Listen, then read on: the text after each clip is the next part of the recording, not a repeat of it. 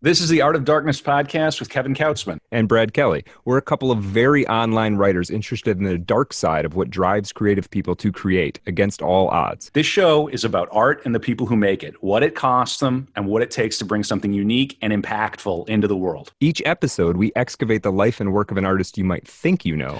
Don't worry, they're all safely dead. On every episode, we try and find out just what the hell was wrong with them and how they worked through their darkness to create something that lives on after them and continues to move culture. Find us online at artofdarkpod.com and on Twitter at artofdarkpod. All right, we've got some sponsors for the pod now. Wait, what? Every link you need for the things we talk about here is at artofdarkpod.com/sponsors. First up, books. If you're into this podcast, odds are you're probably a reader. We've got links to buy new books from bookshop.org and used books from alibris.com. And if you want to listen to your books, we recommend and use audible.com. It's great, and the catalog is huge. All right. So if you're listening to this, you are online. Maybe you're very online. You probably have a website or are thinking of starting one. Maybe you want a website like artofdarkpod.com. We built that with WordPress, which is by far the most popular way to create websites. And the single best host for serious WordPress is WP Engine. I've personally used them for over a decade now, and I don't host my websites anywhere else. Go to artofdarkpod.com/sponsors and click on the WP Engine link to learn more. Finally, the best way to support the show is at patreon.com/artofdarkpod. Get the bonus After Dark content for every episode, access to the book club, and more. Thanks for supporting Art of Darkness. And I don't think that was too painful. I think we did a pretty good job there. Yeah, that sounded good. Yeah, we appreciate it.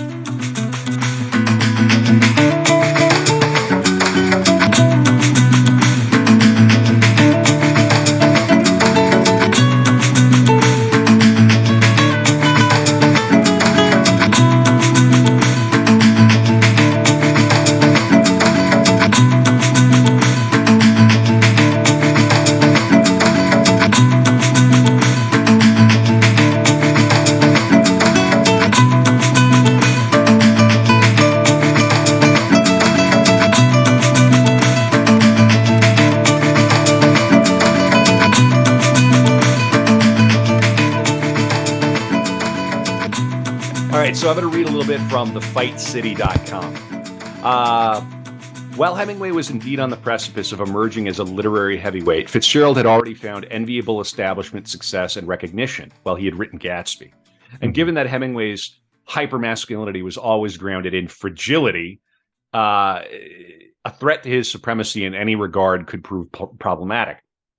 As such, the young author tried to assert himself by disrespecting and challenging Fitzgerald. Despite this, Scott, who had a perfectly fine dick, like so many others, largely accepted it. But such chemistry led to combustion. And this happened on one heated afternoon in 1929. Hemingway was beginning to surpass Fitzgerald as an artist. Not only did his first published novel, The Sun Also Rises, shake up the world of letters, his follow-up book, A Farewell to Arms, which is a book Fitzgerald never could have written, was and still is considered to be a masterpiece of war fiction. Now, Hemingway wasn't much of a boxer. He did have some legitimate in-ring experience. He had sparred with the likes of Morley Callahan, who's a Canadian writer, genuinely skilled fighter. They had sparred a number of times. On that day in 1929, Fitzgerald reportedly acted as timekeeper, and he apparently let the second round with Callahan run a minute too long. Bad enough, sure. But in those bonus 60 seconds, Callahan put Ernest down, right? For a man as competitive as Hemingway, the round's perceived length was enough to warrant outrage and suspicion. Loudly blaming Fitzgerald for wanting to see him get thrashed by Callahan, Hemingway escalated the situation. This is all kind of apocryphal and counter stories. Hemingway is said to have later claimed that Fitzgerald had let the round extend for 10 minutes. Oh, come on. Which is ridiculous. And Callahan wrote about it as well. Fitzgerald never said a word about it. And okay, fine. So this is a thing that happened. The story is something between Fitzgerald was maybe having a little bit of a moment, enjoying watching Hemingway get the shit beat out of him. Maybe let it run long by about a minute. The way Fitz played it off on the day, according to one of the accounts, is I was so taken by the sport. I was so distracted by I forgot to look at the watch, and it was like it went long, like 45 seconds, 60 seconds. But in the ring, an extra 60 seconds when you're taking shots when you're getting beat down. 45 seconds is a lot. That's a long I started time. fighting in smokers when I was 12 years old. There was a state champion 2 years in a row in Oklahoma. I boxed into my 30s, and to a non-professional athlete, 60 seconds is an eternity. Yeah, that's a long time. Like an extra 60 seconds is no joke. That's a real fuck up on Fitz's part. Yeah. I've got a little more about this. So this happened at the American Club. Here's some description of it. Ernest was big and heavy, over 6 feet, and I was only 5'8". This is Callahan. Whatever skill I had in boxing had to do with avoiding getting hit. Admittedly, I had a most unorthodox style, carrying my gloves far too low, counting on being fast with my hands. I soon found that I could hit him easily.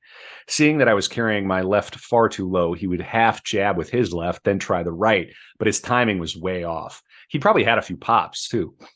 I would draw him closer by feinting a step backward, inviting him to move in with his long left, then step in and beat him to the punch with my own left. His right, coming at me correctly, was far too slow.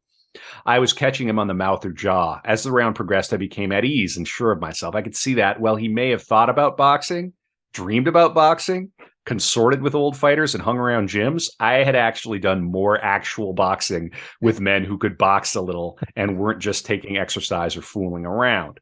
On a later occasion, Callahan made Hemingway's mouth bleed. He loudly sucked in all the blood. He waited, watching me, then took another punch on the mouth. Then, as I went to slip in again, he stiffened. Suddenly, he spat at me. He spat a mouthful of blood. He spat in my face. My gym shirt, too, was splattered with blood. I was so shocked I dropped my gloves. It is a terrible insult for a man to spit at another man. We stared at each other. That's what bullfighters do when they're wounded. It's a way of showing contempt, he said solemnly. These are different incidents, but here's the thing about Fitzgerald in this particular incident. Because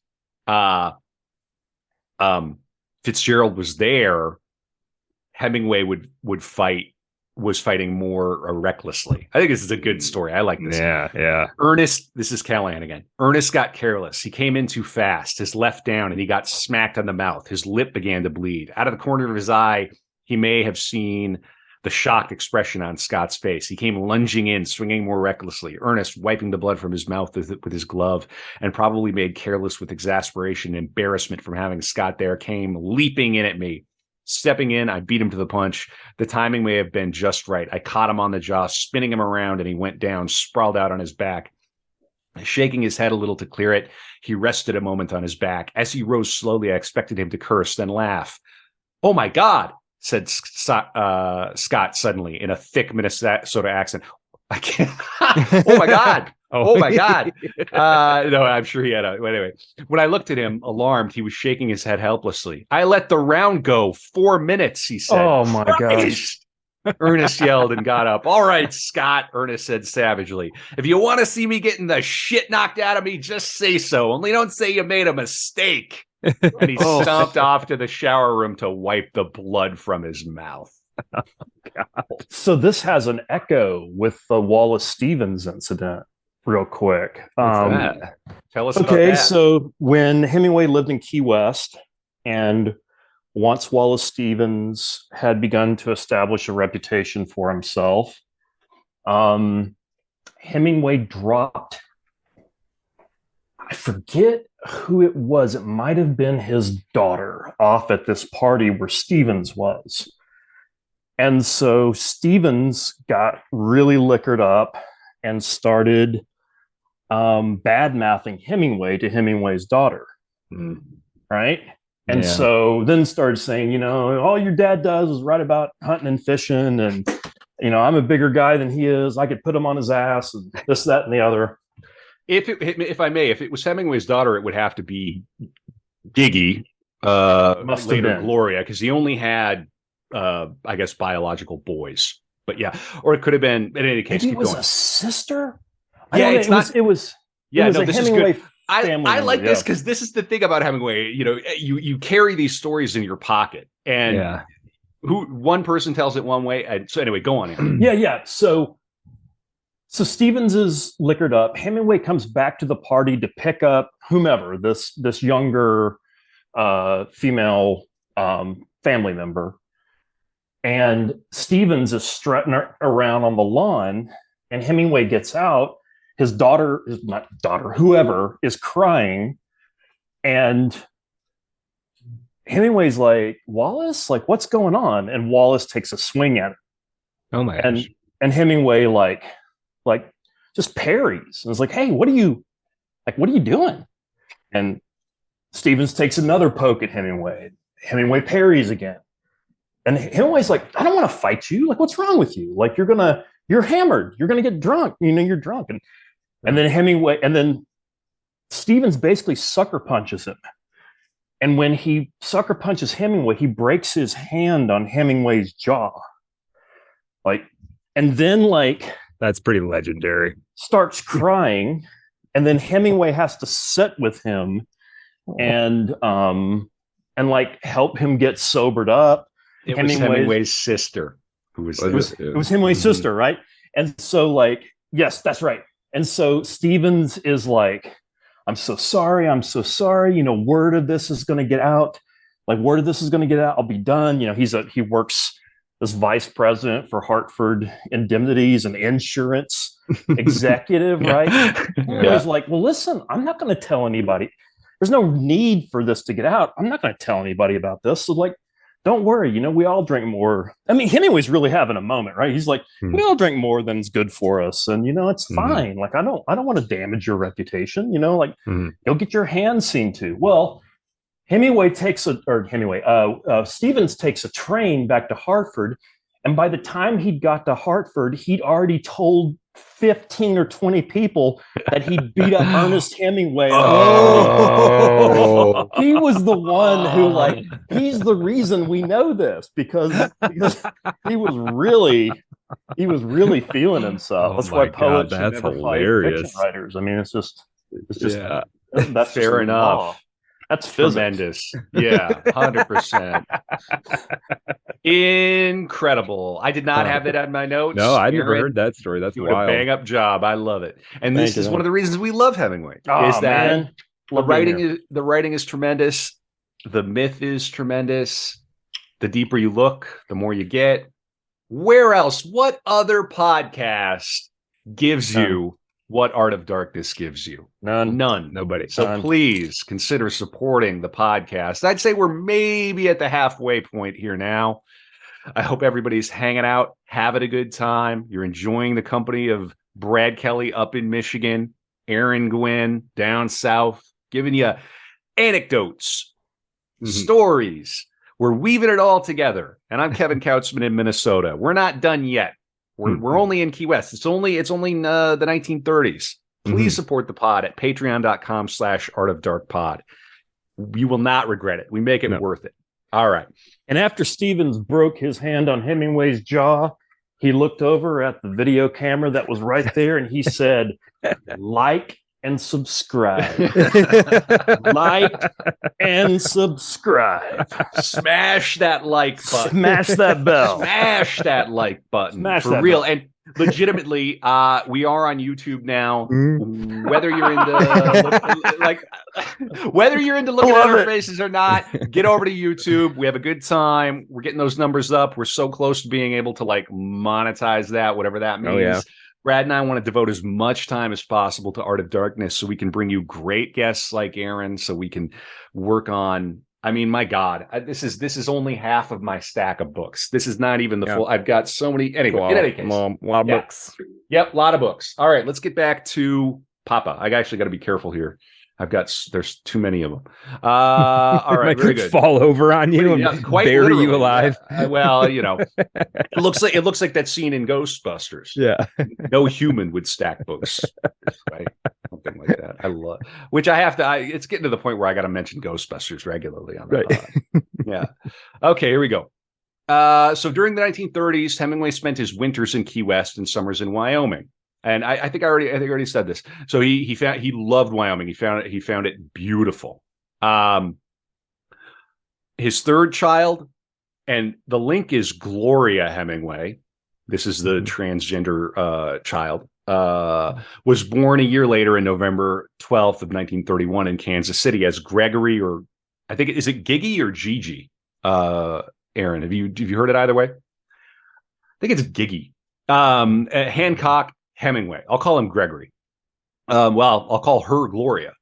So I think that's the approach we'll take. Pauline's uncle bought the couple a house in Key West with a carriage house. Okay, I'm going to say that again. Pauline's uncle, all right, bought the couple a house in Key West with a carriage house, the second floor of which was converted into a writing studio. Pauline's family loved Ernest. They were very, very proud of him. This uncle paid for their lifestyle. So even though he gave away the initial royalties, Pauline probably has her own money. He has a fabulously successful second novel. We're talking about selling film rights now. Their lifestyle was even more elevated, right? This uncle's going to buy us a house on the beach or near the beach. Okay. I will make sure that Ernest has plenty of space to himself to write. Yeah. To write the next great novel. Yeah. I mean, I remember I was on some forum for playwrights during graduate school and I was going through it my own way. And I remember reading through the forum, and one of the pieces of advice was marry well. I wanted to stab a motherfucker. They're not wrong. They're not wrong, but it's just not how I'm trained to think. But in any case, Hemingway married very well here. All right. While in Key West, he frequented a local bar, Sloppy Joe's. He invited friends, including Waldo Pierce, Dos Passos, and Max Perkins, to join him on fishing trips and on an all-male expedition to the Dry Tortugas. Okay, that sounds like the name of a club. We're taking an all-male expedition to the Dry Tortugas, boys. Wink, wink. Wink, wink. Yeah. Meanwhile, he continued to travel to Europe and to Cuba. And although in 1933 he wrote of Key West, we have a fine house here, and kids are all well. Some of the biographers sort of think that he was restless. In 1933, Hemingway and Pauline went on safari in Kenya. I believe the uncle paid for this too. Fun. The 10-week trip provided material for Green Hills of Africa, which is a travelogue, as well as for the short stories The Snows of Kilimanjaro, which many people think is his greatest short story. It's excellent. Maybe and the short Happy Life of Francis Macomber. That's my favorite short story of all time. What's it about? Why is it your favorite? It is about a couple who go on safari, and the wife has a sexual escapade with their British guide. And she does this because at the beginning of the story, right before the story starts, Francis Macomber runs when he is charged by a lion. And so when she sees his physical cowardice, she's disgusted by him. She gets the ick. They call it the ick now.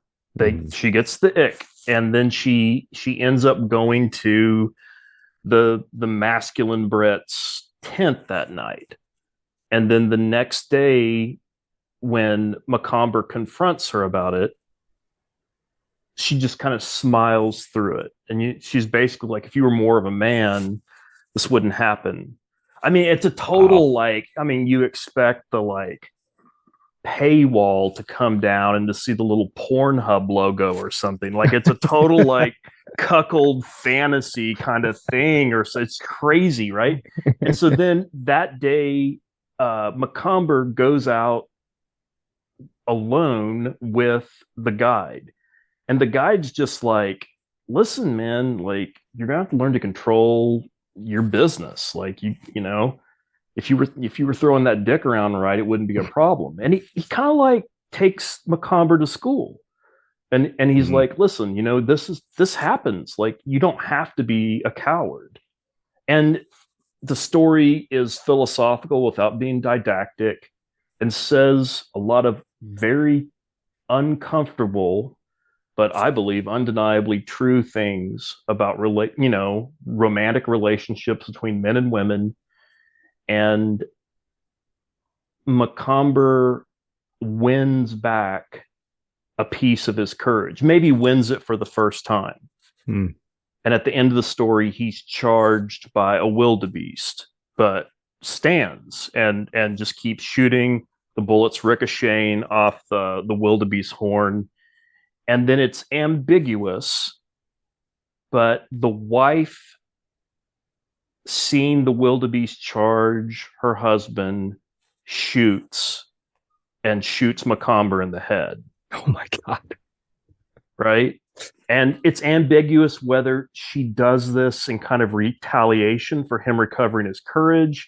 It's ambiguous whether she's protecting her husband.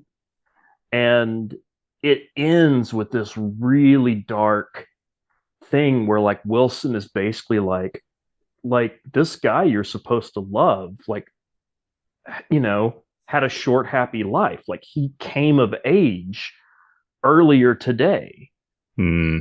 And you blew his head off. And he's basically accusing her of murdering her husband. Right. And he's just like, admit what you did, admit that this isn't an accident, right? And it ends with her making this admission. And she's just basically going, stop, please stop, please stop.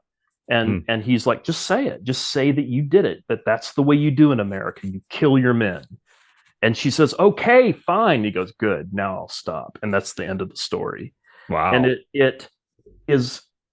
it'll shake you up as a reader emotionally. It'll make you have uncomfortable conversations with your significant other if you both read it.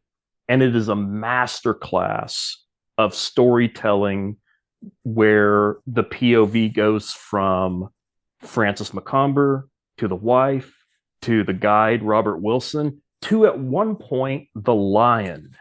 It goes into the POV of the lion.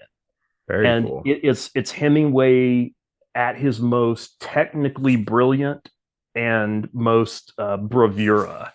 It's a complete, and and he wrote all this: Snows of Kilimanjaro, Short Happy Life, and his most unappreciated work, The Green Hills of Africa, which seems to be about safari, but is actually about fiction writing.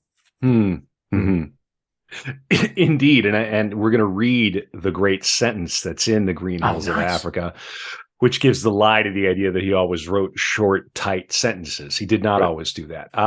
The couple visited Mombasa, Nairobi, Machakos in Kenya. Then they moved to the Tanganyika territory, where they hunted in the Serengeti around Lake Manyara and west and southeast of present-day Tarangire National Park. Their guide was the noted white hunter Philip Percival, who had guided Teddy Roosevelt on his 1909 safari. I want the guy that Teddy Roosevelt had. Yeah, all right, you can have that. Yeah, Uncle will pay for that. During these travels, Hemingway contracted amoebic dysentery that caused a prolapsed intestine. Ooh. I got the ick. I was just going to say that. And he was evacuated by plane to Nairobi and experienced. And Pauline said, no thanks. Yep. Hard pass.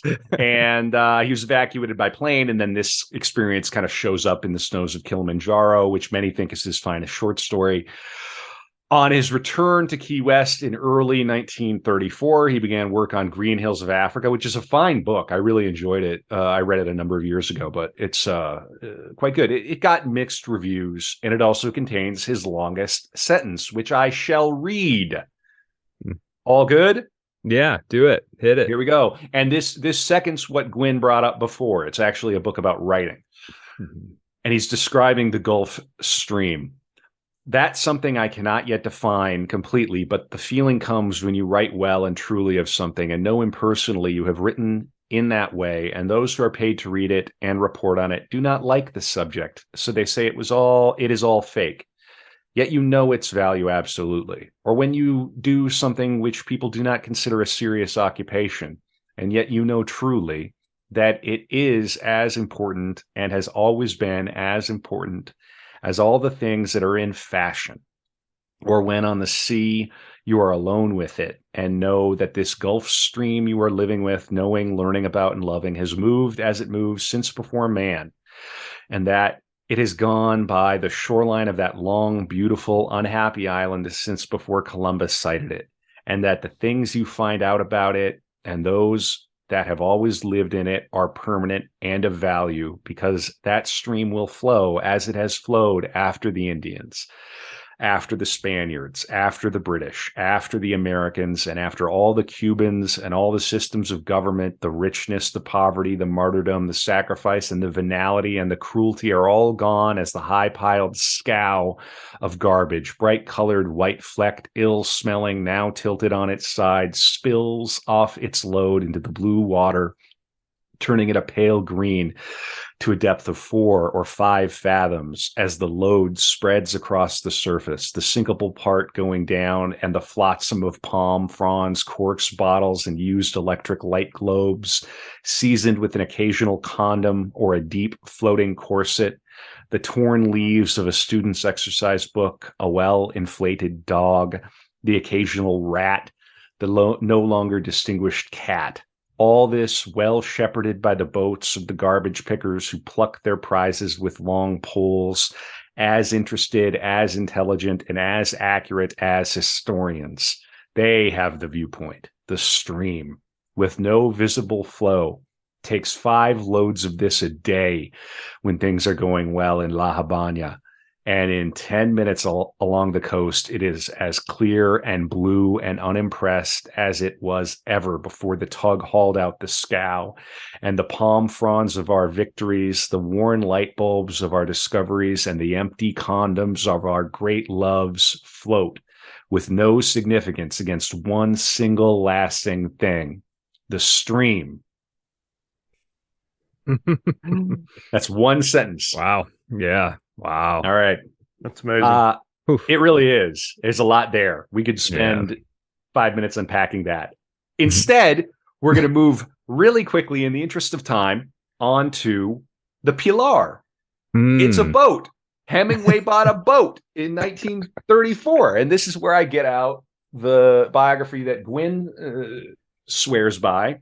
Hemingway's boat. Aptly called Hemingway's Boat. And so I'm going to read a description of the Pilar. Let me find it here. Oh, the Pilar has its own Wikipedia page. Oh yeah, dude. The Wikipedia rabbit hole for Hemingway is ridiculous. Yeah. You want to read? You want to read the first like pair or two of the Pilar Wikipedia? Sure. Ernest Hemingway owned a 38-foot fishing boat named Pilar.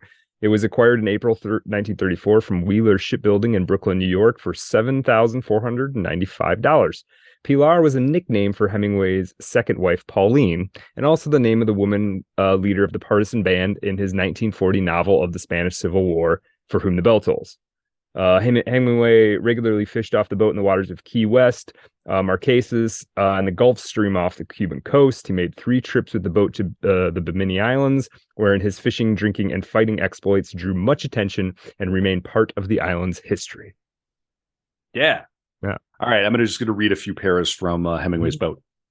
Beauty, she shines on the back of his eyeball every time he stands up from his writing desk to stretch his aching muscles. It's mid-July 1934, and he's had his boat for 2 months. A few days from now, Ernest Hemingway will take Pilar across to Cuba for the remainder of the summer and fall's marlin season. He intends to be in place for the first quarter of the new moon, by which time the striped marlin will have commenced their yearly run down from Bimini. No one knows why the big fish always appear off Bimini, off the western edge of the British-held Bahamas, a couple of months before they decide to run in Cuba, but they do. As Captain Harry put it in that recently published story, One Trip Across, payment for which has helped pay for Pilar, they aren't here until they come. But when they come, there's plenty of them. And they've always come. If they don't come now, they're never coming. The moon is right. There's a good stream, and we're going to get a good breeze. The small ones thin out and stop before the big ones come. Sweet Jesus, he thought, if this hasn't been a queer year in the stream for marlin, haven't the big boys taken their own time at getting down? Something like his work in progress, at least some days. Every part of his fishing machine still has a kind of factory gleam. He's been keeping her at the sleepy Key West Navy Yard. Captain Jackson, the commanding officer, who's been out on the boat as a guest on a Sunday or two, is opening the facility to private boats since nothing much is going on there anyway. This means she's at anchor not even 10 minutes by foot from his front gate, 10 minutes from the second floor room behind the main house where pages of his new and experimental Africa book are filling up almost daily. The work, which hasn't yet found its true title, he'll have to go through the usual list making, is going across with him, of course. The title for now is The Highlands of Africa. Like the sentences that made him famous, the beauty of his boat is of the spare, clean, and serviceable kind. She's been written, you could say, in the deceptively plain American idiom. She's long, low-slung, sexy, a black hull, a green and canvas cladding topside, and butternut-colored decks and side panels. Her heat-reflecting green, which is what you'd mainly see if you were looking at it from the air, is not quite turquoise, not quite jade, not quite emerald, but something blending all three. As for her mahogany bright work on the decks and cabin sides and transom, well, it's almost as if you're gazing at the inside of a lit jack-o'-lantern. Anyway. Yeah, it's a beautiful book. I mean, I love that book. I love that book. So well written. And there's a moment when it has this really weird kind of meta thing, because Hendrickson doesn't shy from kind of putting himself in the story, talks about like the research trips. And there's a scene where he's having drinks with, I believe, one of Hemingway's sons. And they're talking about this sort of biography that came out in the 80s or 90s. It's a complete like hit job of Hemingway and Hendrickson. You know, they're talking this, talking that. Hendrickson says the author's name and says, like, fuck Joe Wright. And it's like in the book, right? It's like him just talking shit about this other biographer. And I was like, this is what literary criticism should be. It should tell you something useful about the text. It should show readers how clever you are, and you should be able to make fun of other critics. That's what great literary criticism does. Yeah, great podcasting too. That's right. Yeah, we already have a kind of quiet rivalry with New Right, if you're paying attention, which is awkward because Dan Baltic is also our lawyer. So I don't know how. I am joking. We love the New Right podcast. Right. We love all our podcast party circuit friends. Sometimes you need a productive rivalry. Is the thing, right? Yeah, you need your Lenin to your McCartney. Yeah. Or your Lenin to your Trotsky. Sometimes you need V.I. Lenin. Well, and so I'm in Hemingway's boat still, and there's a little bit of an update around F. Scott Fitzgerald at this point. And what of poor Scott, as Hemingway was ever wont to put him down once he'd superseded him? On May 28th of 34, 2 days after the Waldo Pierce letter, Hemingway answered Fitzgerald's almost pathetic plea of 3 weeks before regarding Hemingway's opinion of Tender is the Night. This is the letter where he reminds Fitzgerald that he'd been too damned stinko for any real conversation when they'd seen each other in New York on the weekend that he'd purchased Pilar. So they bought Pilar, I think, in New York and Brooklyn, and then sailed it down. That's correct. The hull was laid up in Brooklyn. And here's what Hemingway wrote Fitzgerald. God damn it, you took liberties with people's pasts and futures that produced not people, but damned marvelously faked case histories. You, who can write better than anybody can, who are so lousy with talent that you have to, the hell with it, forget your personal tragedy. We are all bitched from the start, and you especially have to hurt like hell before you can write seriously. But when you get the damned hurt, use it. Don't cheat with it. Be as faithful to it as a scientist. You see, Bo, I don't know, he called him Bo. You're not a tragic character. Neither am I. All we are is writers, and what we should do is write. Anyway, I'm damn fond of you, and I'd like to have a chance to talk sometimes. We have a fine boat. I'm going good on a very long story. Hard one to write. Always your friend, Ernest. He postscripts. What about the sun also and the movies? Any chance? So they kept the correspondence. I just thought that was a nice little thing to pepper in. Mm-hmm. Oh, hang on my video. Oh, there you are. I'm still here. No worries. I was just clicking around. Okay, so now he's on his boat. It's in 1935 that he first arrives in Bimini, and he would spend a lot of time there. During this period, he also worked on To Have and Have Not, which was his, as the title suggests, kind of foray into the almost kind of mandated leftism that was happening. There was a lot of pressure on a writer of Hemingway's stature to answer the question of socialism and communism at this time. Obviously, the shine had not come off the Soviet Union quite at this point. There was no Gulag Archipelago. People didn't really know what was going on, per se, or what would eventually happen. And writers had to answer to this. The New York literary establishment was firmly left-wing.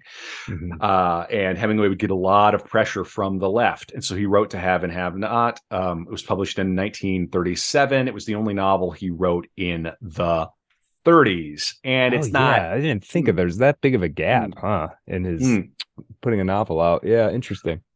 Yeah, I mean, and it was heavily influenced by Marxist ideology he was exposed to in support of the Republican faction of the Spanish Civil War. We're going to come to that business here soon. It's about an ordinary working man of the Depression era, forced by dire economic forces into the black market activity of running contraband between Cuba and Florida. My understanding is that the reception was kind of, it wasn't great. Yeah, I feel like I haven't read the entire Hemingway shelf, but I feel like I'm familiar with most of it except for that book for some reason. Yeah, it's kind of one that just gets kind of a little bit forgotten. Yeah. It's very light. It's very light. Yeah. Yeah. And a terrible title. The sport 5. fishing, as I said before, yeah, but still a terrible title, in my opinion. The sport fishing was not a LARP, and this is from liveoutdoors.com. Once he caught a marlin that was estimated to have been over 1,000 pounds before sharks reached it. So that of course comes back in The Old Man and the Sea. He learned the hard way that by shooting the sharks, he released blood into the water and attracted more sharks. So they took most of the marlin's body. The shark problems didn't just extend to tuna. On one occasion, while attempting to boat a shark, he shot himself in the leg. He accidentally shot himself while trying to get a shark onto the deck. You know what he was shooting them with, right? Machine guns, right? A Thompson submachine gun, which you could buy from a sporting goods store before the NFA of 1934. You could go down to like the hardware store and buy a full auto Thompson, and with stick mags or drum mags, dealer's choice. We used to be a country. We used to be a proper country. A proper country. We used to be a proper country. Now, if you want to give me leftism and the Thompson machine gun, I may be more open-minded about your there could be a trade. A trade could be made. There's a fascinating letter that Hemingway writes to he's trading letters with his Russian translator in the 30s. And he says, like the things that you've got going over there, as I understand them, don't make no sense to me. However, what I don't like is government, period. whether it's, communist government or Republican government.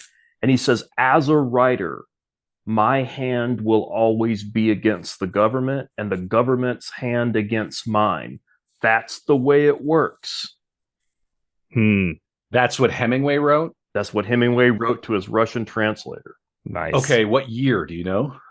No, but I can find the letter as we're... Okay, yeah, no, I mean, if you could find the year, because he had a very rather conspicuous turn where he sided, at least publicly, with the left. And of course, during the Spanish Civil War, he was firmly on the side of the leftists, of the Republicans. We'll get into it. So, yeah, other achievements in the sport fishing. He won, in 1935, he won every tournament. Key West, Havana, Bimini. In 1938, he caught 7 marlins in one day. And that was the world record at the time. Amazing. Since 1950, the Hemingway Fishing Tournament in Cuba has been held annually. It was held over 4 days, or it's held over 4 days, and only allows the contestants to use 50-pound fishing line. They fish for marlin, tuna, wahoo, and other fish. Hemingway himself won the first 3 years. So, not much of a boxer, definitely a serious fisherman. Wow. Yeah. Yeah, I like that. It was in 1935 that he kind of woke up to leftism and took a stand. He was getting, like I said, terrible pressure for being a fence sitter. Calling Dr. Freud. I mean, we're getting into hour 4 here. So, he was getting terrible pressure for being a fence sitter.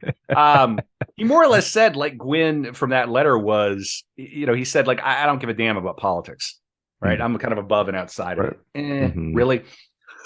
Then a terrible hurricane hit Florida.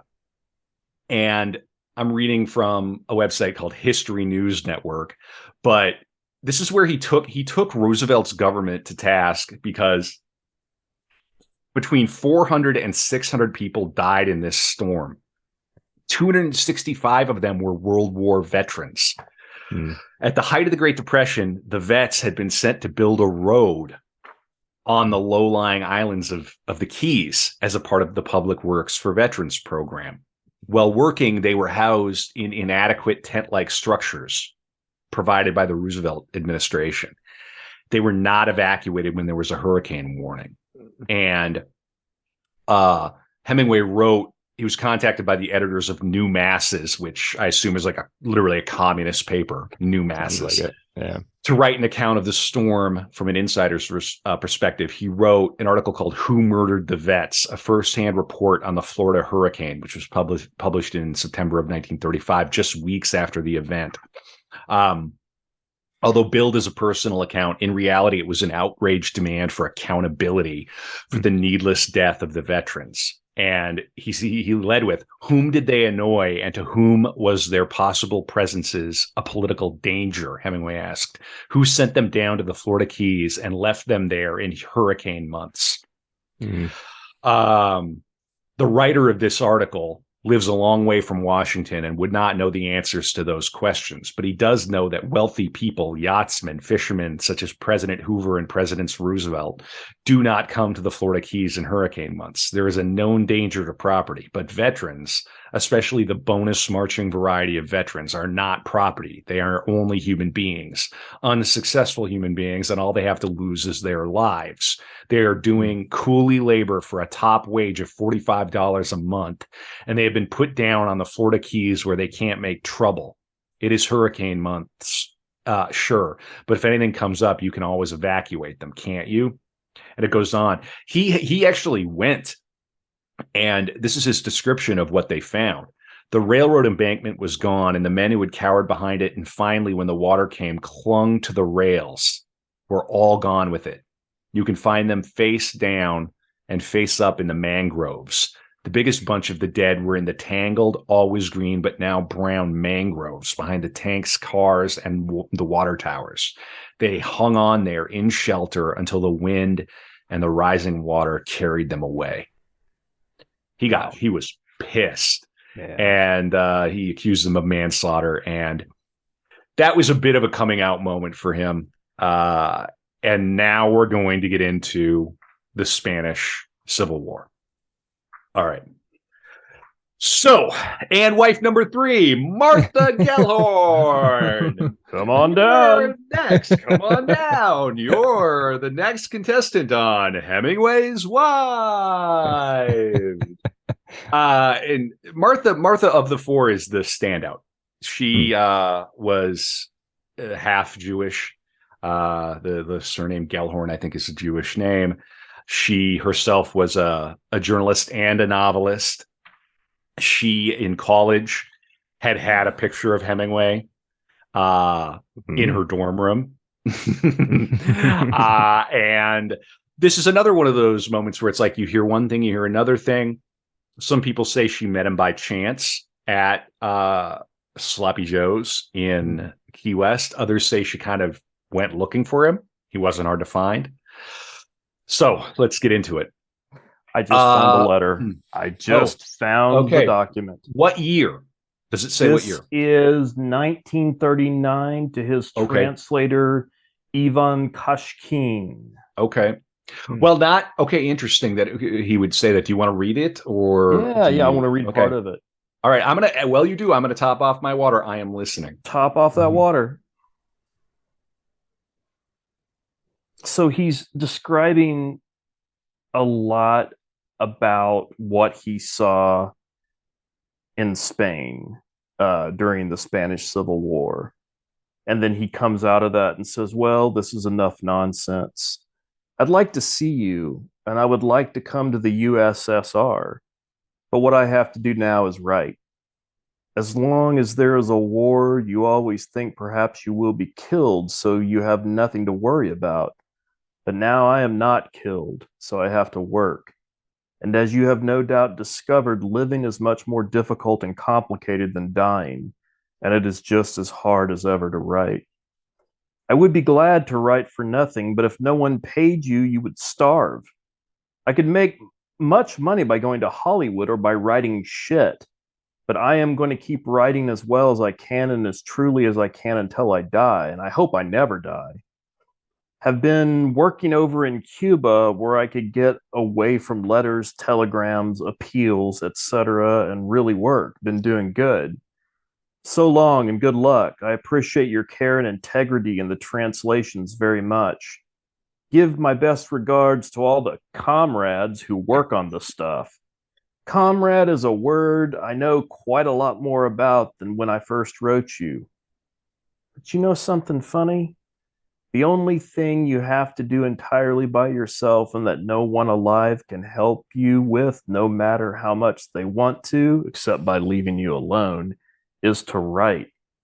You should try it sometime.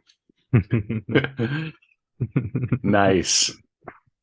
Very cool. All right. And that's a great introduction to a major part of Hemingway's life, the Spanish Civil War, which would coincide with his third marriage. In 1937, he left for Spain to cover the Spanish Civil War for the North American Newspaper Alliance. This is the one where I can't remember the exact figures, but he was given an extraordinary amount of money to write back. Right. Like, crazy money. Despite Pauline's reluctance to have him working in a war zone. There were some other things going on too. He and Dos Passos both signed on to work with Dutch filmmaker Joris Evans as screenwriters for the Spanish Earth. Have you ever seen the Spanish Earth?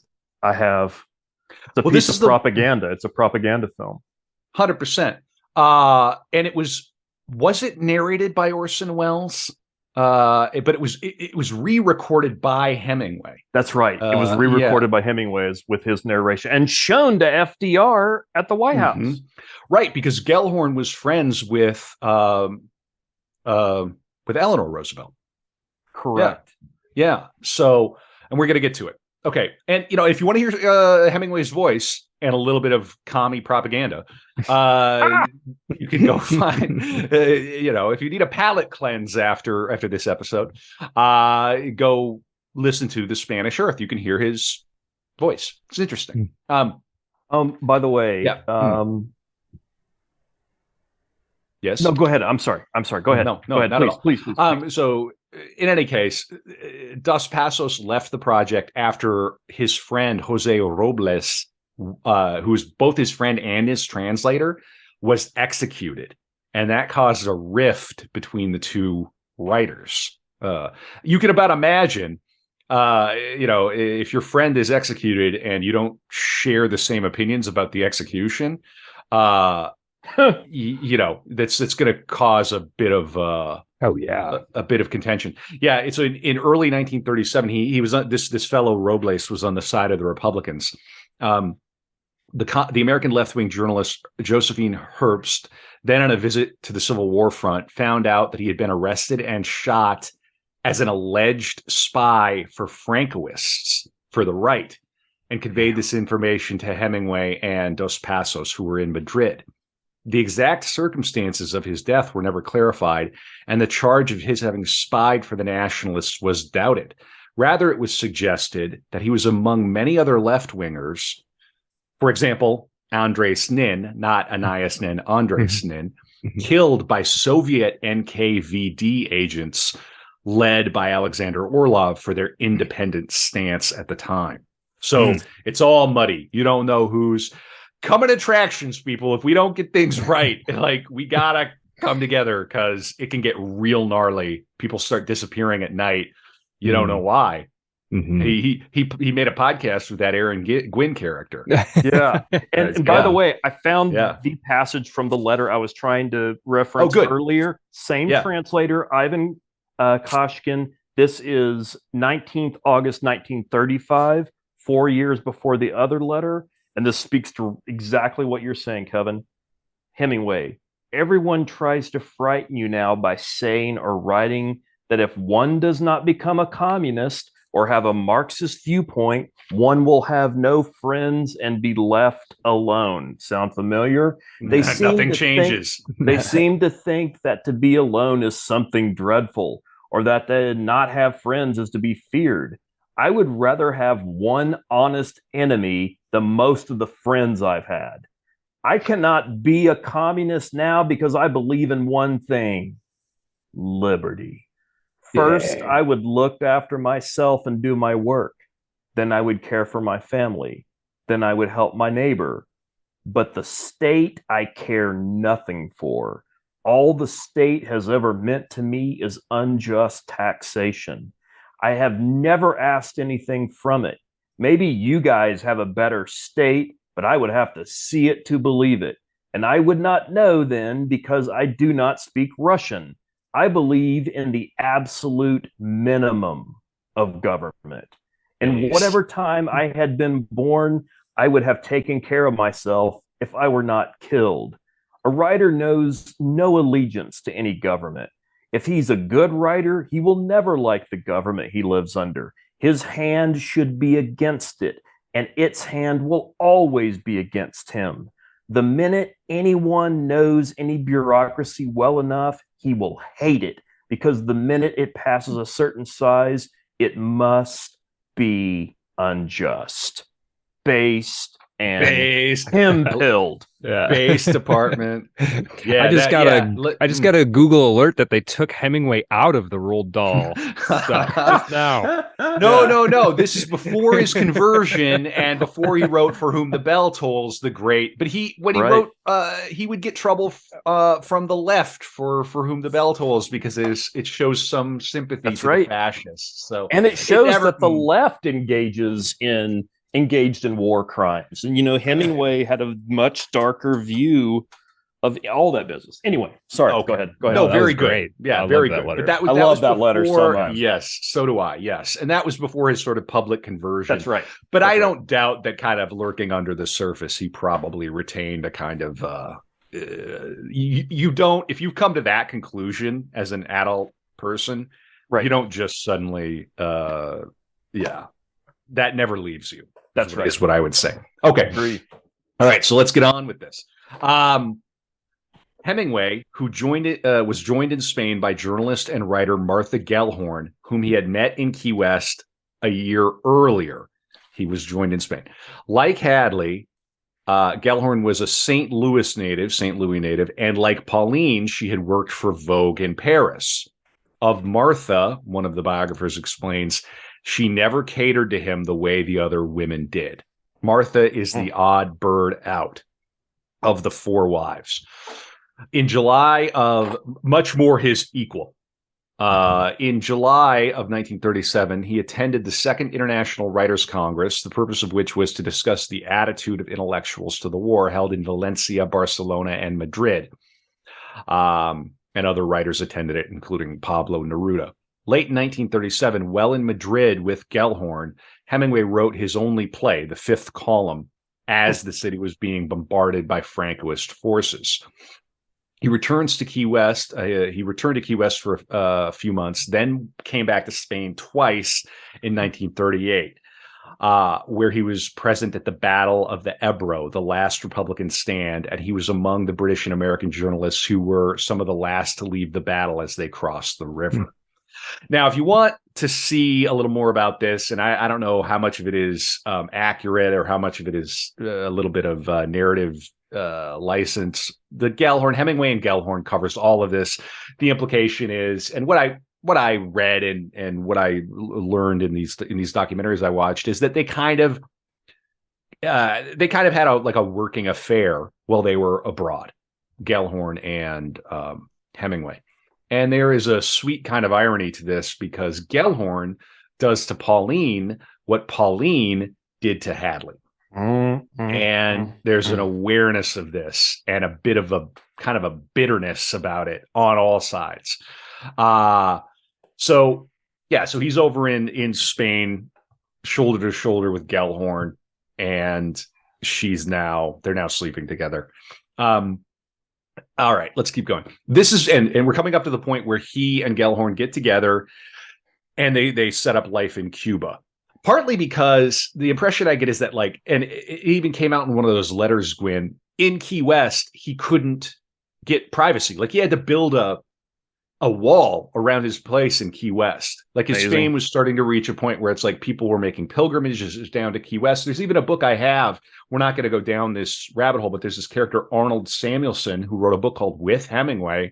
And it's just about him, like, knocking on Hemingway's door as a young writer. I even have an anecdote. I don't even know where this comes. Do I have this in here? Well, I can't remember where it happened, but there's a story about, I think, here it is, 1945. So this is a little out of order. Oh, you know what? I'm going to come back to it in the interest. But young, like, writers would come and knock on Hemingway's door. I mean, it just, so it would make sense that, like, I'm going to take my boat, what is it, 30 miles across? And, like, they don't speak English. I'm famous, but I'm not, like, this famous, and I'm going to get away.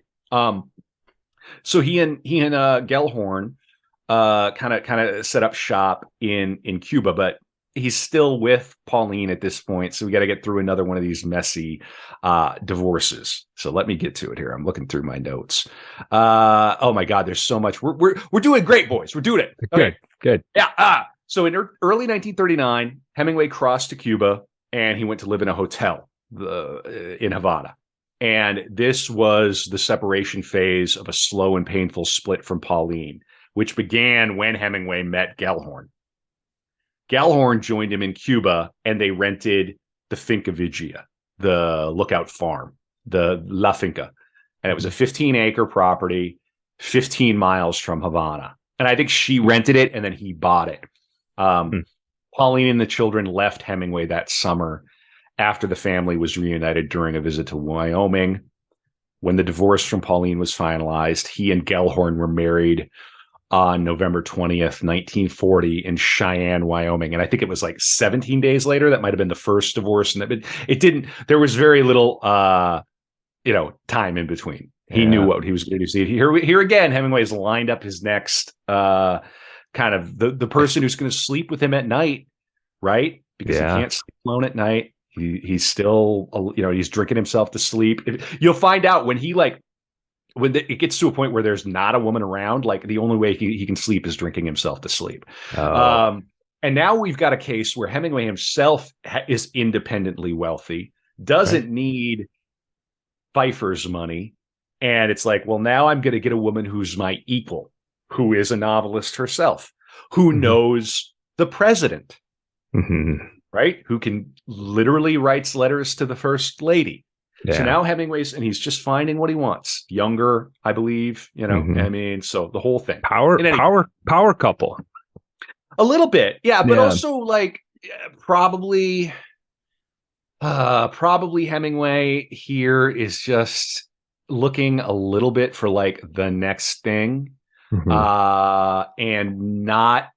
probably not thinking that clearly about it.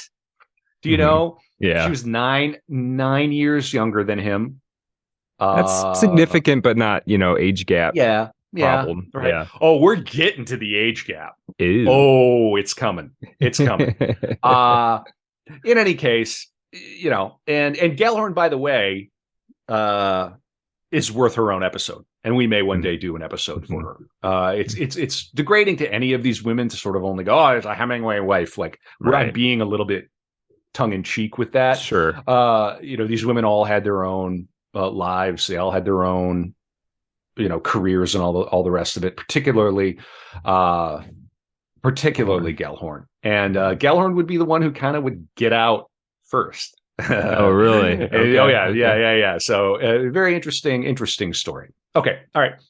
So his drink of choice at La Floridita in Havana they called it the Papa Doble. You ever heard of or had a Papa Doble, Brad? I haven't. That sounds like it's just a double shot of rum. It is. Yeah, right. Here's the ingredients for a Hemingway daiquiri. And let's see here. This is one recipe. 2 ounces of white rum, Havana Club if you have it. 3/4 of an ounce of fresh grapefruit juice, half an ounce of fresh lime juice, 1/4 ounce of maraschino liqueur, 1/4 ounce of simple syrup, garnish with a grapefruit twist. Okay. Shake the ingredients except the garnish. Okay. And there you go. Now you got the Hemingway daiquiri, Papa Doble. He spent a lot of time at La Floridita. I believe you can go there, and I think they have like a bronze statue of him at the end of the bar. Nice. If I'm not mistaken. I'm sure it's a little bit of a tourist trap. Guys like us walk in and they just go, okay. Yeah. But there you go. All right. So this spot that they found, the finca, which is where the boat is still, like the boat is a museum boat now. There. Oh, really? And the house is a museum now. Yeah. Okay. It was close enough to Havana for like pleasure, but far enough for privacy. And so he's in Cuba. He's with Gellhorn. They're married. He moves his primary summer residence to Ketchum, Idaho, just outside the newly built resort of Sun Valley. And now his winter residence is in Cuba. So he's living large. Dude, yeah. If you're summering in Sun Valley, and I'm very, very familiar with the Sun Valley area, and that is a place to be. More so now even than then, but still. Yeah. Okay. He had been disgusted when a Parisian friend allowed his cats to eat from the table, but he became enamored of cats in Cuba and kept dozens of them on the property. And the descendants of those cats live at the Key West home rather famously. And I think some of them have six fingers on their paws or six toes, wild. Whatever. I don't think cats have fingers, but 6 toes on their paws. Yeah. Hemingway's cat fingers. Now, Gellhorn was instrumental in the writing of what some call his most famous novel, For Whom the Bell Tolls. That began in March of 1939, and he concluded that in July of 1940. It was published in October of 1940.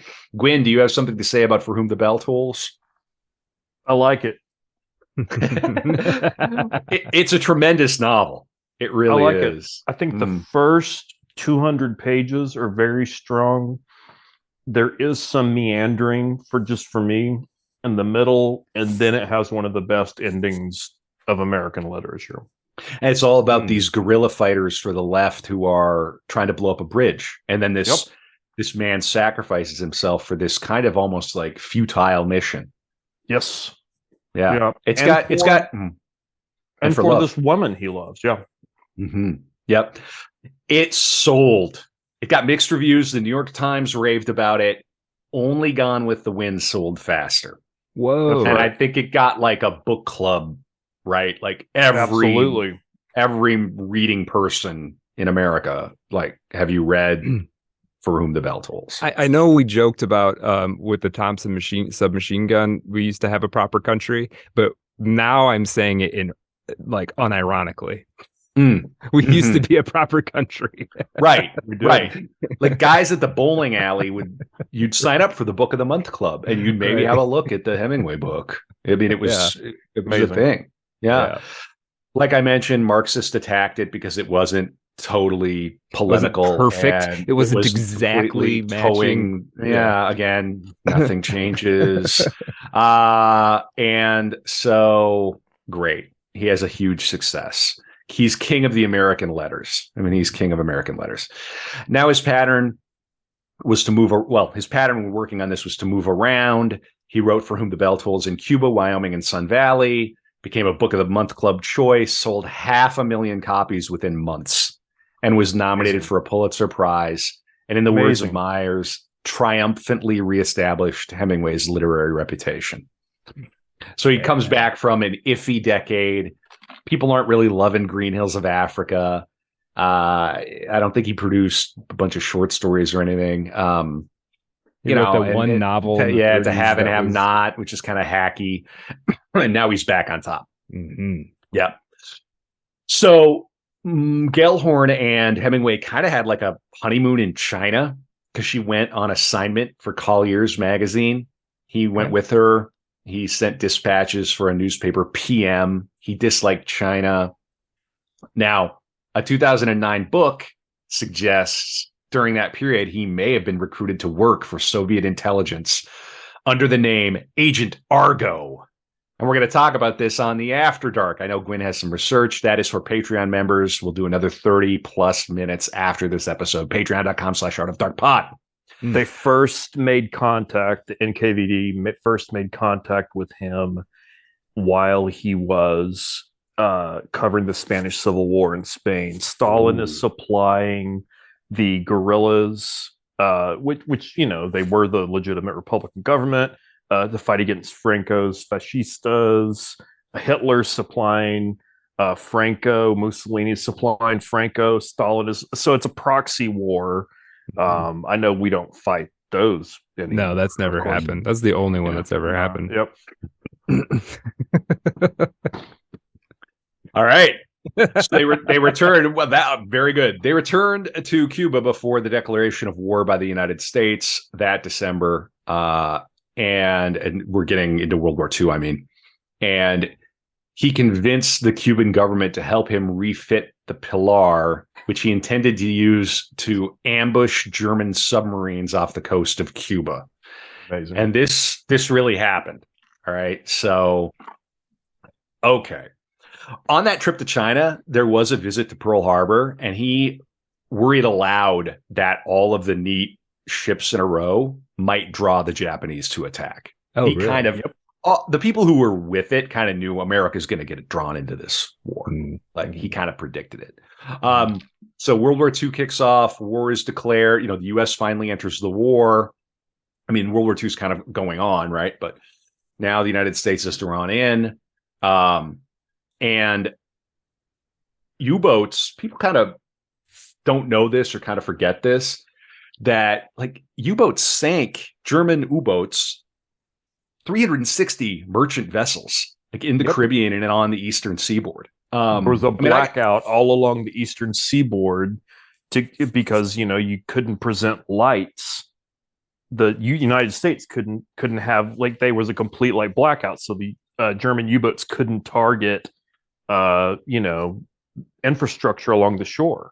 One of my old timer buddies at this bar and restaurant I used to frequent in Manhattan grew up during the 40s in Manhattan and would tell us stories of how, like, he said they ran nets or something along the Hudson River to try to prevent the German U-boats from getting up the river. I mean, it's just nuts crazy, nuts to think about. Man. Yeah. And the whole time this is happening, John Foster Dulles is carrying on business dealings with German industrialists and providing the German industrialists U.S. shipping manifests.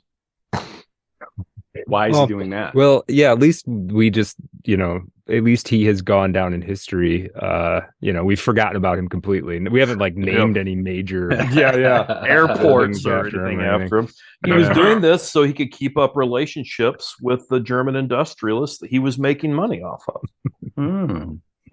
Great. It was so bad that they had to get a handle on him and his firm, Sullivan and Cromwell, and say, "Listen, we're at war, motherfucker.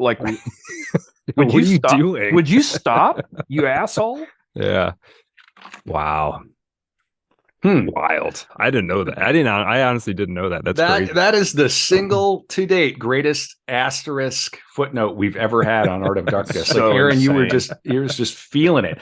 I got a letter from Hemingway to Maxwell Perkins from the Finca in 1942, so a few years before where we are. But I have decided, or rather, I decided several months before it started, or maybe several years, say, not to write propaganda in this war at all.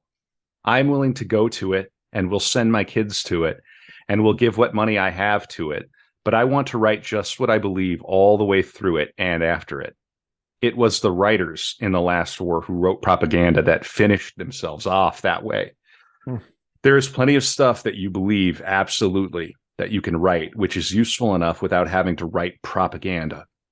If we are fighting for what we believe in, we might as well always keep on believing in what we have believed. And for me, this is to write nothing that I do not think is the absolute truth. Great.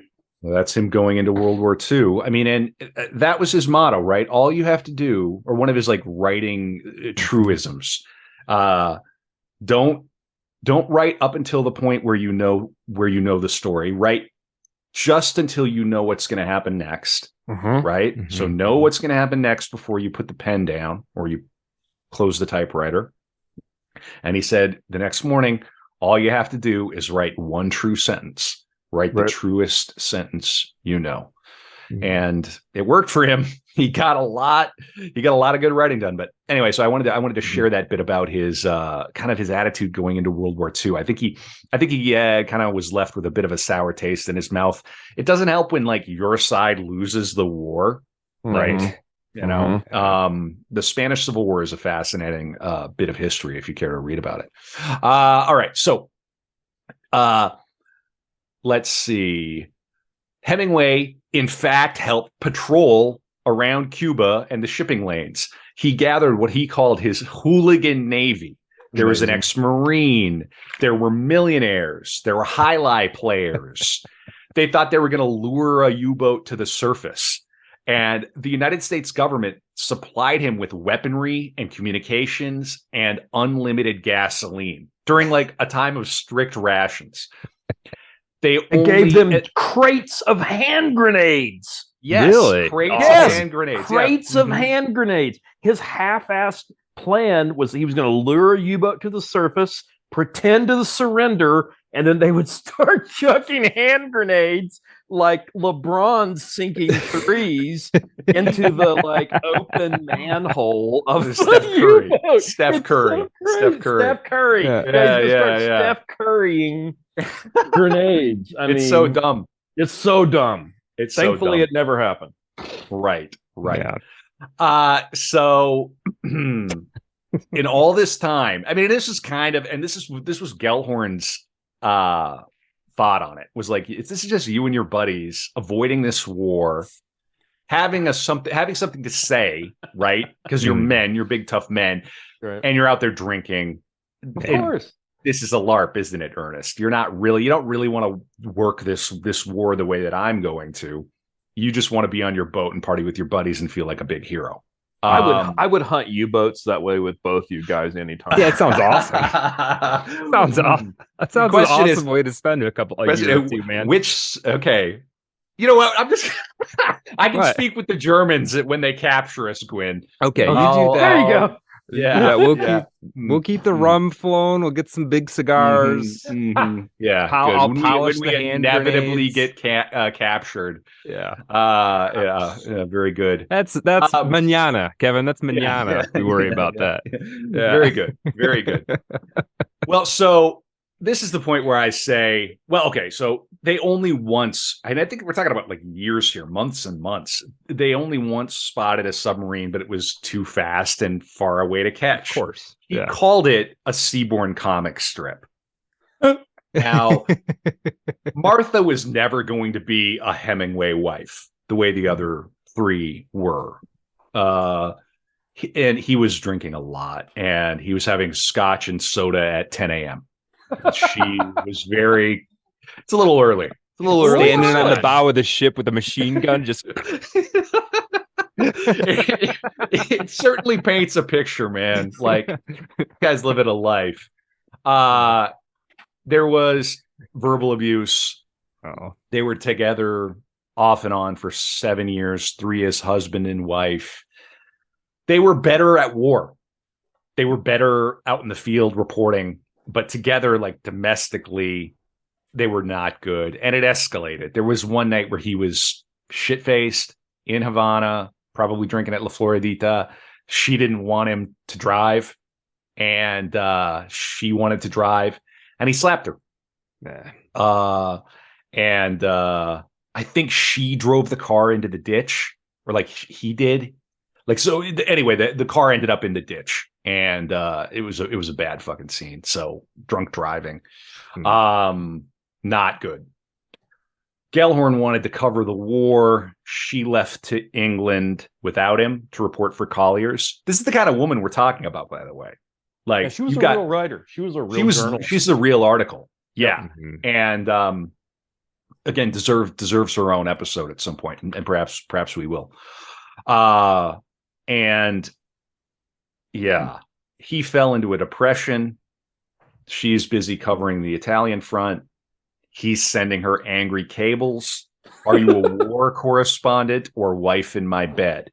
Oh, he wanted her in Cuba. She wanted him in London. He called his depression black ass.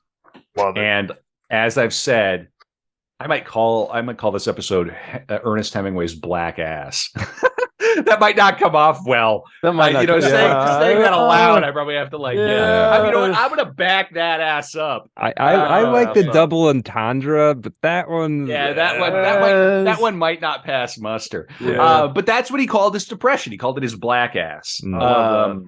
You know, I have the impression that it probably means like a donkey. Like, I'm just feeling black ass. It's a good turn of phrase. He's just not feeling great.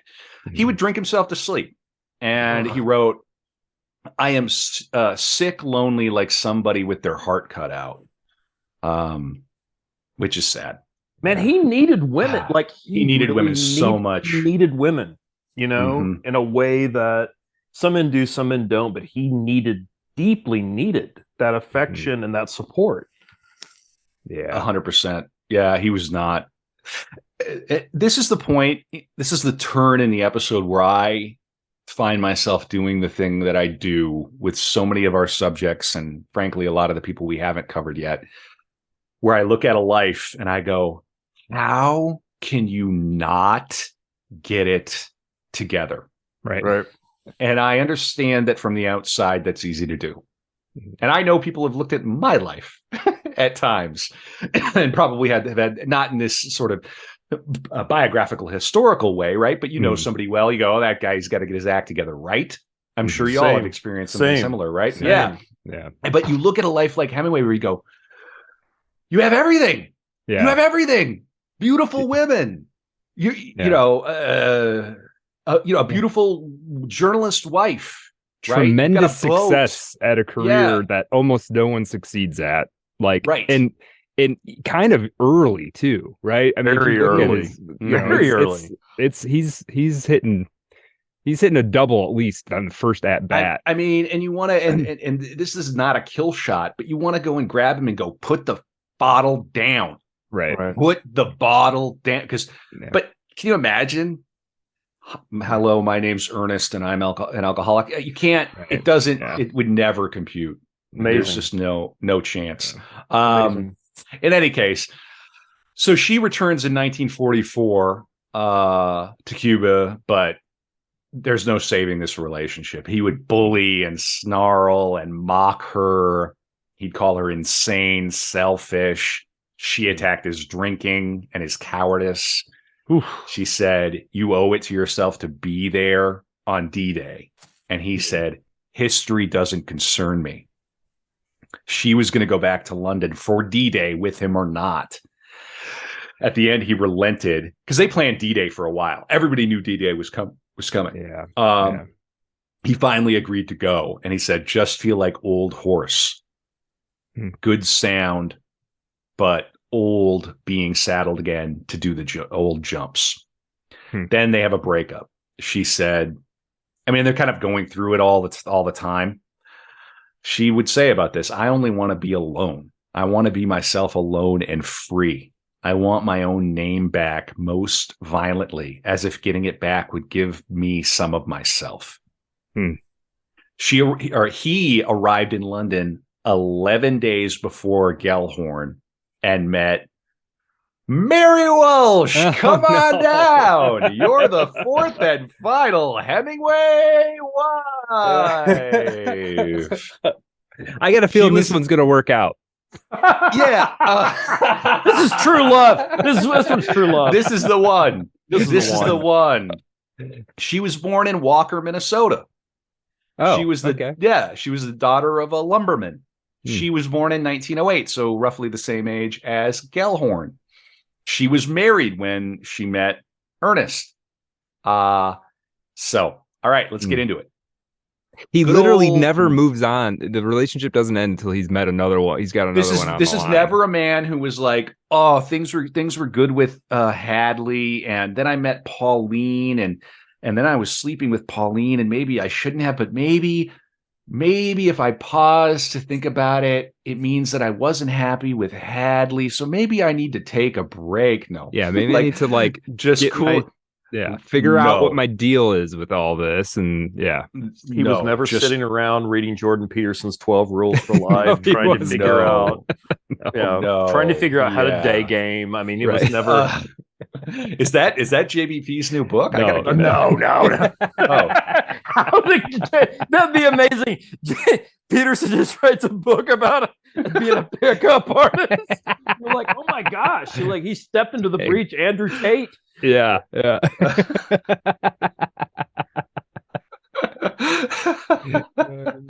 Day game. I would love it if it was like. I would love it if it was all like old folksy stuff. Like write her father a letter. Have you thought about taking her to the cakewalk? Right. Listen, Buster, you're going to hit it. And you're going to hit it good, Buster.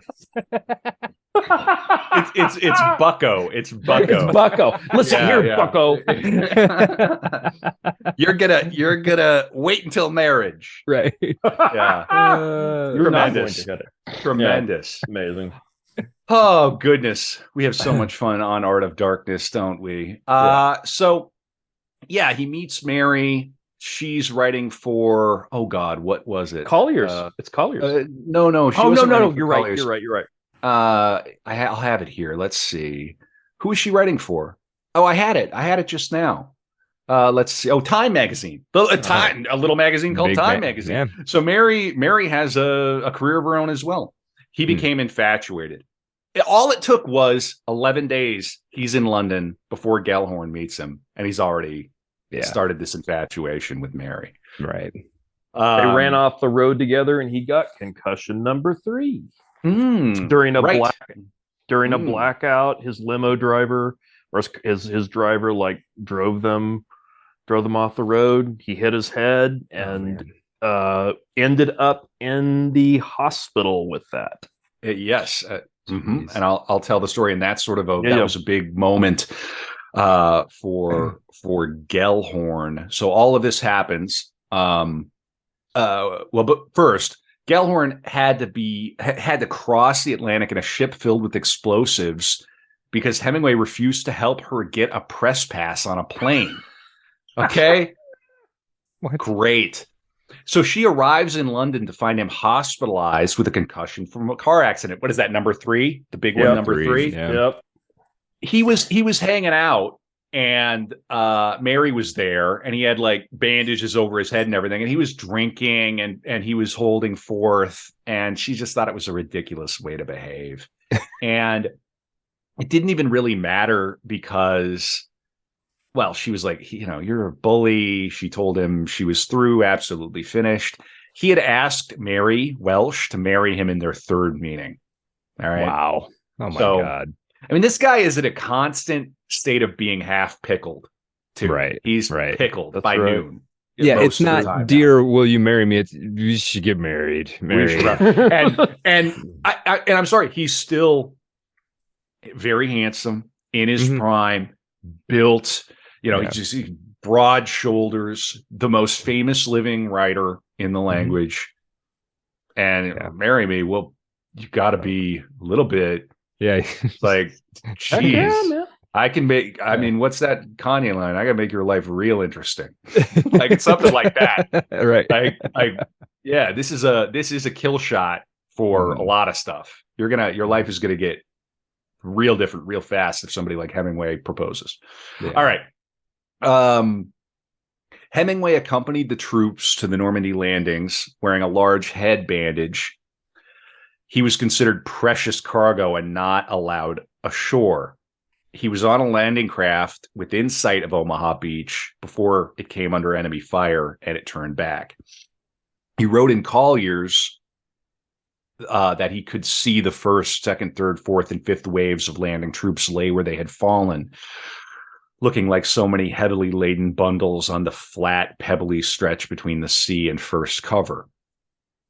None of the correspondents were allowed to land, and he was returned to the boat.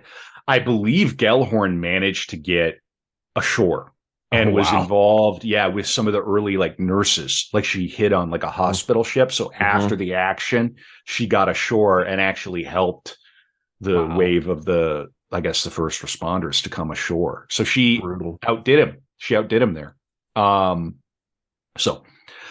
It gets more interesting. Late in July, he attached himself to the 22nd Infantry Regiment, commanded by Colonel Charles Buck Lanham, as hey, clean the Eastern Front, Bucko.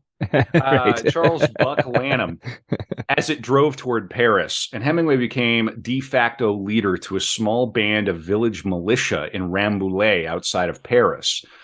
Paul Fustel remarks, Hemingway got into considerable trouble playing infantry captain to a group of resistance people that he gathered because a correspondent is not supposed to lead troops, even if he does it well. Hemingway violated the Geneva Conventions. Many times. Yeah, and he was brought up on formal charges. He said that he beat the rap by claiming that he only offered advice. On July 25th, I mean, there are signs that he picked up arms against the Germans. He 100% did. Yeah, 100% did. Mm-hmm. Yeah. He at one point he would acquire a belt, and I need to look up whether it was a World War I or a World War II belt. I think it's a World War II belt that said Gott mit uns. It's an old German belt, which means God is with us. And he would wear that and laugh about that belt. He just thought that was so funny. I think it was given to him by his son Jack, who was an OSS officer who parachuted into France and was wounded and captured. And Jack gave him that belt. I would love to see the Hemingway Gott mit uns belt. Yeah. It means God is with us, and I think Hemingway thought that was hilarious. Like, right, clearly. Think about this weirdness, though, that he returns to Paris. He and his little French resistance army roll in and liberate Sylvia Beach of Shakespeare and Company, who published James Joyce's Ulysses. In the middle of all that, he said, "Oh, I'm sorry. I have to go do something." Walks across the street There's like pockets of German resistance. He pulls the pin on 2 grenades and rolls them into a cellar where some Nazis are holed up. Yes. Can I read you a passage from a letter to Charles Scribner's about this? A lot of this is not confirmed, but go on. Yep. Go on. And he did not roll into Paris with this plucky resistance group. He rolled in with Buck Lanham. I think, Buck Lanham. Yeah. That was an expression I always loved, along with "now share it amongst you, you cocksuckers," when you put an anti-tank grenade in on a lovely German SS who had decided not to come out when duly summoned. One time, I killed a very snotty SS Kraut who, when I told him I would kill him unless he revealed what his escape route signs were, said, "You will not kill me, because you are afraid to, and because you are a race of mongrel degenerates. Besides, it is against the Geneva Convention." "What a mistake you made, brother," I told him, and shot him 3 times in the belly fast. And then, when he went down on his knees, shot him on the top side so his brains came out of his mouth. Or I guess it was his nose. The next SS I interrogated talked wonderfully, clearly, and with intelligent military exposition of their situation, called me Herr Hauptmann, and then decided that was not enough and called me Herr Oberst, Colonel. I would have worked him up to general, but we did not have time. After that, we chased them very fast because we knew exactly what the signs they chalked up meant and who and how many there were. Will now try to go back to being a Christian again. Yours in Christ, Ernest. What a great pick. I don't know if I believe any of that, but all right. Yeah, that's a little sketchy there. I like it. Though. Yeah, I mean, there's just fun. It's a lot of fun. This is what another source says. On August 25th, he was present at the liberation of Paris as a journalist. Contrary to the Hemingway legend, he was not the first into the city, nor did he liberate the Ritz. I love that idea. He went on and lived at the Ritz. I mean, it was 50 martinis, and he would always claim to have liberated the Ritz. Let me read a little bit from the Hemingway Kenneth Flynn bio. In private, he would later boast that he had entered Paris with the very first troops. But except for a passing assertion in Collier's that I took cover in all the street fighting, the solidest cover available, and with someone covering the stairs behind me after we were in houses or the entrances to apartment houses. He did not publish any description of his activities in the city on the day of its liberation. He didn't have to, however, for that job was carried out by him by other writers. Task Force Hemingway, it seemed, was already mopping up elements of the German rearguard around the Arc de Triomphe at the time when most of the 2nd French Armored was still fighting skirmishes on the south bank of the Seine. When the careful Leclerc at last entered the capital, he allegedly noticed a sign hanging from the door of a church, property of Ernest Hemingway. Amazing. And then, of course, there was the well-known fact that Hemingway liberated the Ritz Hotel. As Robert Capa averred in his memoir, Slightly Out of Focus, he himself arrived at the hotel on the night of the liberation and was met by Hemingway's French driver who said, "Papa took good hotel, plenty stuff in cellar, you go up quick." But the truth of the matter is that other men in Allied uniforms got to the hotel well before Papa, for he had been diverted into helping to clear a few German soldiers out of an apartment building near the Bois de Boulogne, after which he paused for a champagne toast at the Travelers Club on the Champs-Élysées. As for the intelligence gathering achievements of Captain Hemingway and his Maquis around Rambouillet, they do not even rate a footnote in the office of the chief of U.S. military history's authoritative breakout and pursuit. In the tactfully worded private judgment of David Bruce, Hemingway and his men were active and fearless, sometimes purveyors of valuable intelligence, but the best intelligence was that furnished by the natives of villages and of the countryside between Rambouillet and Paris. So a minor player, and he played up his involvement quite a great deal. I have a little bit more about this. Let me find, because the Ritz story is so funny. Yeah. Already, he liberated the Ritz Hotel and Bar, where he requisitioned a large room and proceeded to faire la fête, allegedly ordering 60 dry martinis for his rowdy company of adventurers. One reviewer, David Hendricks, put it well: during the war, Hemingway was good at being Hemingway. Yeah, so this is really funny. For violating the Geneva Convention's rules for non-combatant journalists, Ernest would have to face a military tribunal in October. Lying under oath, he beat the rap to protect himself and Colonel David Bruce by swearing to Colonel Park, who convened the hearing, that he had only acted in an advisory capacity. In August, he arranged a transfer from General Patton's Third Army. He didn't like Patton's style. Hated him. Yeah. To the 1st and attached to the 4th Infantry Division's 22nd Infantry Regiment. He really liked Buck Lanham, and they became lifelong friends. And he vaguely modeled a character in one of his later novels. Oh gosh, it's escaping me. The Venice novel, Across the River and Into the Trees, is a colonel. So it's sort of a mixture of Hemingway himself, and we're going to get to it. It's really an awful kind of moment in Hemingway's exceedingly tragic life. In any case, that is when Hemingway liberated the Ritz. So, yeah, and ordered 60 dry martinis.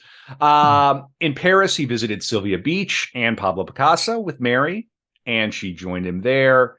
He forgave Gertrude Stein. They had a spat. Do you know much about that, Gwyn? I can imagine. I don't know that one. Bulls, two bulls in a china shop there. Right. Eventually, we will do Stein, and I'll make sure to cover it in that episode. Amazing. Later that year, he's not done with World War II. He observed heavy fighting in the Battle of Hütgen Forest, he was there, and he may have again picked up arms. That Lanham confirms. Lanham says that he saw Hemingway working a light machine gun with a machine gun crew, and that he was dropping Germans, and he was definitely killing as a journalist, and lighting, fuck starting Nazi faces, I believe is the technical term. Right. Very good. Dang. Okay. All right. He had made his way to the front. I think he had requisitioned a German motorcycle with a sidecar. That's right. It's some Indiana Jones shit. Which he wrecked. He wrecked and gave himself another concussion. And had to lie in the hedgerows listening to patrol. Yeah, the Germans got close. Yes. Yeah. This should be the Hemingway biopic. It's right. What Hemingway would say about his time in World War II, right? And that should be the movie. I mean, I don't know what the right angle is to really properly do a Hemingway biopic. In the interest of time, let's table that and talk about that on the After Dark for Patreon. Okay. I have some thoughts about that. Yeah, but sticking with the bio, in 1947, well, he ended up getting hospitalized for pneumonia. I think Lanham was kind of like, you can't do this. You're not a soldier. What are you doing? Right. He recovered a week later, but most of the fighting was over, thank God. In 1947, Hemingway was awarded a Bronze Star for his bravery during World War II. He was recognized for having been under fire in combat areas in order to obtain an accurate picture of conditions, with the commendation that through his talent of expression, Mr. Hemingway enabled readers to obtain a vivid picture of the difficulties and triumphs of the frontline soldier and his organization in combat. And that is Hemingway in World War II. And I think we're getting into hour 5 of this episode. I'm going to bring it on home. We still got plenty to cover. Y'all doing all right? Let's go. We're good. All right. So the next section is Cuba and the Nobel Prize. I'm going to start to blow through some stuff here to get us there. Hemingway said he was out of business as a writer from 1942 to 1945 during his residence in Cuba. He married Mary in 1946, but and they wanted children. He especially wanted a daughter, which is somewhat ironic given that Gigi was to become Gloria. And that was it was not a good scene for them. In any case, Mary had an ectopic pregnancy 5 months later, which means I think it it means that the egg embeds like in a part of the uterus that it shouldn't, or something like this. And then she basically she couldn't have children after that. It was over. And I think that was a source of some anxiety for them. And I also think psychologically, Mary kind of turned Hemingway into her child. Right. And his alcoholism, that created like a cybernetic loop where like the one was feeding the other and this was giving feedback. And I think that is one of the things that's at the root of the trouble that they would go on to have. Hemingway, they suffered a series of accidents and health problems. There was a car accident in 1945. He smashed his knee and had another deep wound on his forehead. Mary broke first her right ankle and then her left in skiing accidents. Then in 47, there was a car accident that left his son Patrick with a head wound. Hemingway sank into depression as his literary friends began to die. 1939, Yeats. Ford Madox Ford, 1940. F. Scott Fitzgerald, 1941. Anderson and James Joyce, 1946. Gertrude Stein, and the following year, 1947, Perkins, Hemingway's Scribner's editor, died. Now, middle son Patrick, in the summer of 1947 in Cuba, had a severe psychotic episode after a concussion. He tore off his clothes, cursed and struck out. By his own words, he said it was like a bout of extreme schizophrenia, but he got over it. Hemingway refused to institutionalize him and nursed him personally. He slept. Ernest would get 4 hours a night because he would sleep outside his son's room. Pauline came to help, which I think is lovely. And she and Mary actually became friends. And they said they're both alums of Hemingway University. That might be a good episode title, Hemingway's University. I still haven't found the one, but in any case, Patrick got electroshock therapy and finally recovered. All right. During this period, Hemingway suffered from severe headaches, high blood pressure, weight problems, and eventually diabetes, much of which was the result of previous accidents and many years of heavy drinking. Now, in 1946, he begins to work on The Garden of Eden. He wrote 800 pages by June. The gender-bending novel would not be published until 1986, and we're going to go further into that on the After Dark. In short, though, in IRL, he and Mary would switch roles in about the most provocative sense you can imagine. Here's what Hemingway would say about it. Mary is a prince of devils. She has always wanted to be a boy and thinks as a boy without ever losing any femininity. She loves me to be her girls, which I love to do, which I love to be. At night, we do every sort of thing which pleases her and which pleases me. I've never been happier. Wild. Okay. We'll go further into Really that. wild. Yeah, wild. The children would split time back and forth, which I'm sure was not easy on them. The youngest son, Gregory, Gloria, dealt with gender dysphoria. And I'm going to do a little detour here about Gloria. Throughout her life, Hemingway experienced gender dysphoria and wore women's clothes on a number of occasions, mostly privately and occasionally going out. When Hemingway was 12 years old, this is Gloria, Ernest walked in on her dressed in Martha Gellhorn's stockings, a near daily activity at the time, and went berserk. A Hemingway biographer, Donald Junkins, stated that Hemingway, when she, Gloria, was 60 years old, told him that she never got over it, the raging wrath of her father. However, a few days after the childhood encounter, Ernest counseled, Gigi, we come from a strange tribe, you and I. In 1946, Mary accused the maid of stealing her lingerie, but later discovered the items under 14-year-old Hemingway's mattress.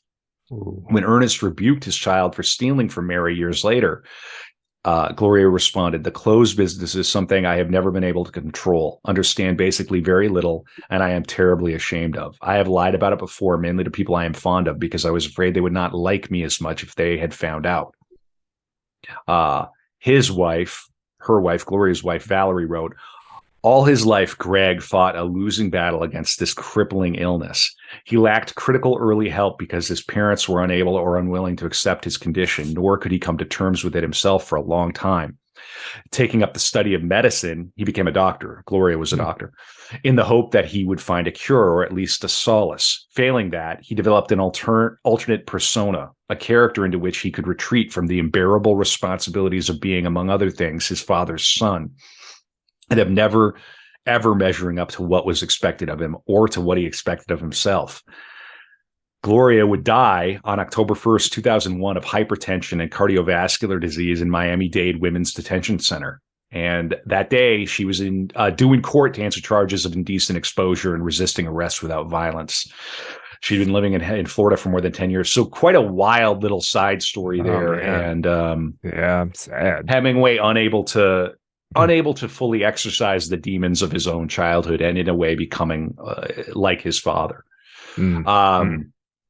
We'll get back to Gigi there in a little bit, but we're into the post-war years. So he's written this 800 pages of this novel that wouldn't be published until after his life because it couldn't. He would have had to have published it under a pseudonym, and then it's almost like there's no point.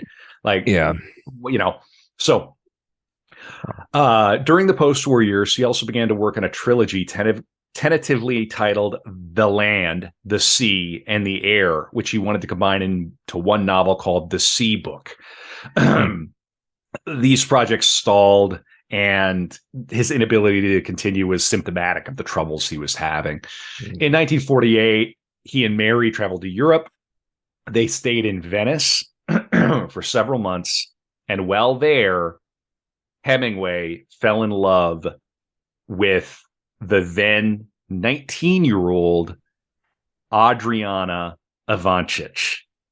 That's the age gap you've been looking for. Yeah, that's not good. Don't do that.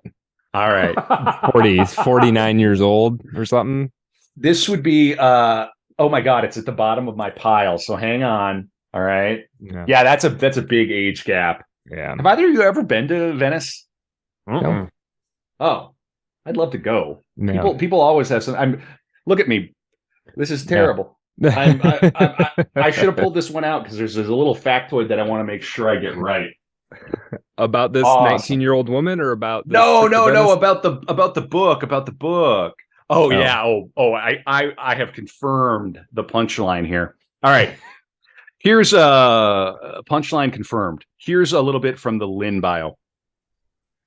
She was just about to have her 19th birthday, precisely the same age he had been on the night he was wounded at Fasolta, so that it was only natural that in Across the River and Into the Trees, the novel he wrote inspired by this love affair, which was never consummated. This is like, oh, okay. This is pretty fantasy kind of. Pretty sad. Well, but I mean, they would eventually come over from Cuba. She and her mother would come over from Italy to Cuba. It's weird. Yeah. At one point, he said he'd ask her to marry him, but she would say no, so he didn't ask. It's very gross and weird, yeah. And kind of pathetic.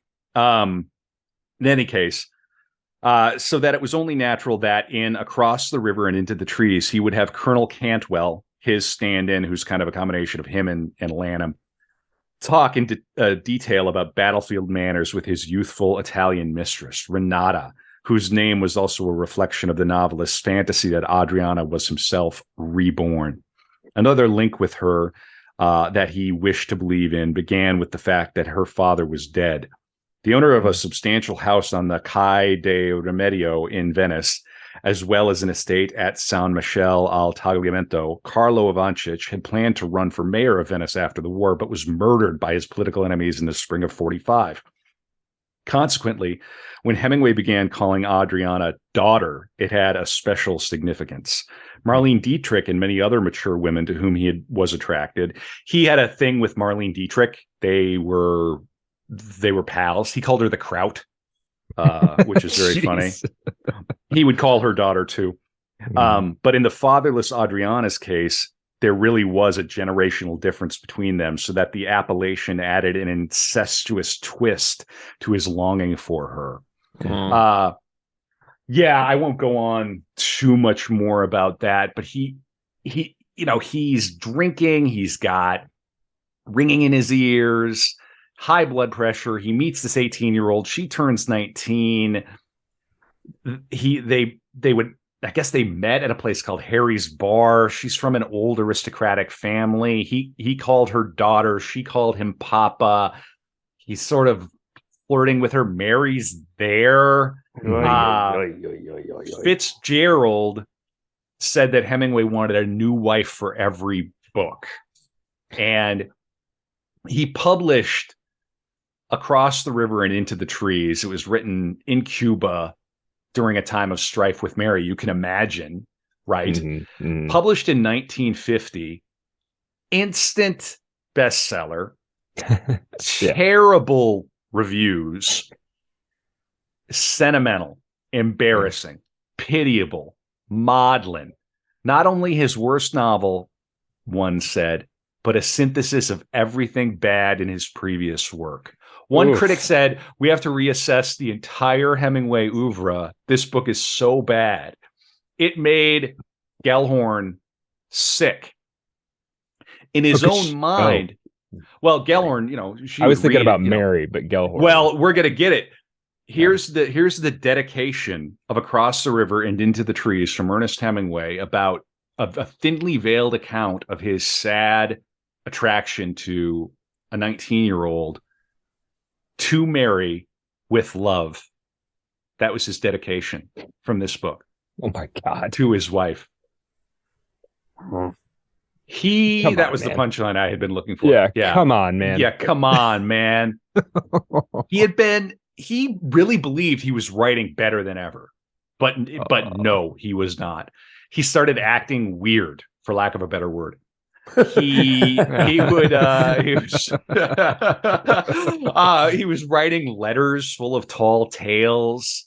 He'd say all writers are liars, especially when they've had a few drinks. Well, that's great. Yeah, he would say that. He'd say, I just have this image of him just sort of like at this point, just kind of like belly. Got a belly. He's got a belly going, probably, right? Yep. Wasted, belching. Smashing one key at a time, kind of. This is good. I'm writing better than ever. He would tell people that old Papa's got a tale to tell. Old Papa's got it. Yeah, he would say that his great-great-grandmother was Cheyenne. His ancestors fought in the Crusades. Right? So now we're in the Hemingway is the bloated bullshit artist at the bar era. Yeah, it's the Orson Welles path. He's a little manic. One day he disappeared to Havana and returned to the Pilar for lunch with Mary and some of their friends with a 17-year-old prostitute on his arm. Whoa. Yeah. Gross. And at this point, and I skipped over this beat earlier. Mary was reluctant to marry him. She was from jump. It was like, yeah, I'll marry you, but you've got to cut down the drinking. That's how it started. That's a hell of a way to start a marriage. Yeah. Like, yo, I'll marry you, but you got to stop like the day drinking. You got to tone it down. And, of course, Hemingway would make promises, but here he is some years later. She's had an ectopic pregnancy, can't have children. He'll never, with her, have the daughter that he so yearns for. Then he ends up meeting this 18-year-old, calls her daughter, right? So there's all this like boiling over of like psychosexual energy that Hemingway just cannot wrestle into shape. And the booze is 100% at the heart of it. Yeah.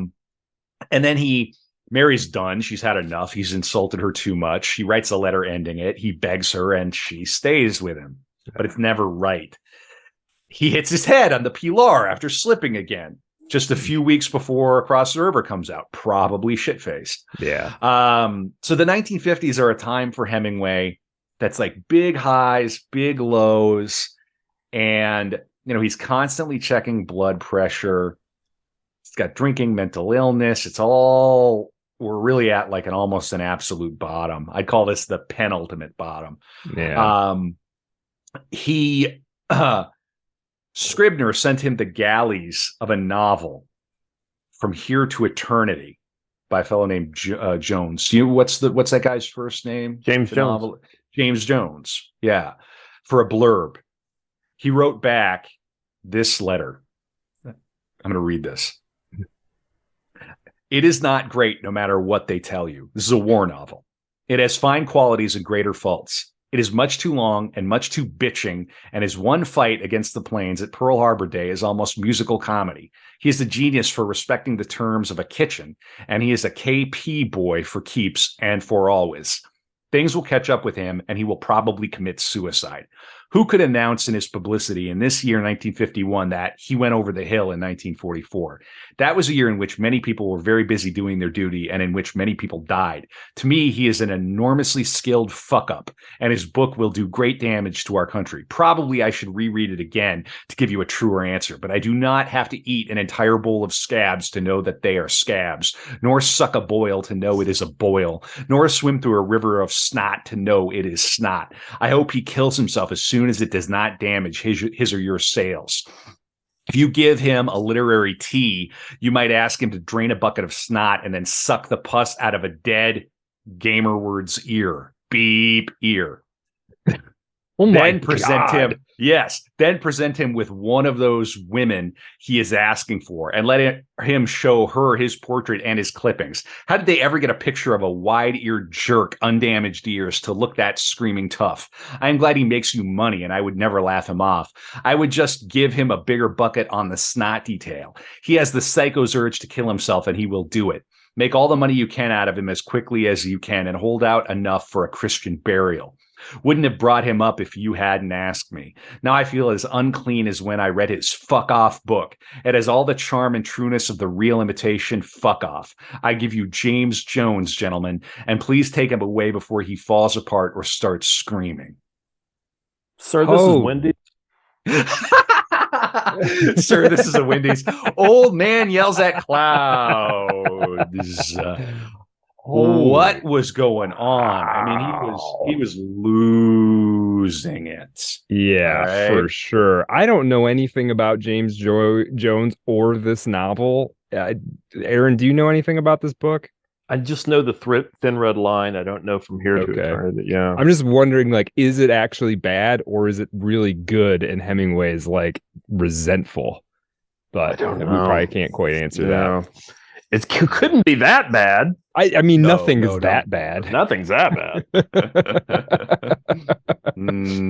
That is vicious. That's about as vicious of a letter as you could I don't even know how you would write a more vicious letter than that. Well, he learned from the best. His first girlfriend and his mother. Yeah, sheesh. So in Cuba, he would rehearse his suicide for friends. He would put the shotgun in his mouth and fire it with his toe. Not good. He would say, you get hammered, he'd say, I love only Adriana. I am going to commit suicide. He called Mary a whore, bitch, liar, moron. But Conrad gets redacted from the new. And she said, I am witnessing the disintegration of a personality. And there was violence. Enough that the Cuban doctors took the shotgun. A Cuban doctor took the shotguns out of the home. They're like, you guys, you can't have these. Wow. Now, in October of 1950, Adriana and her mother come to visit. I mean, and I have a note here, like, that says, wait, what? Like, right. Okay. He goes into training for this. He loses weight.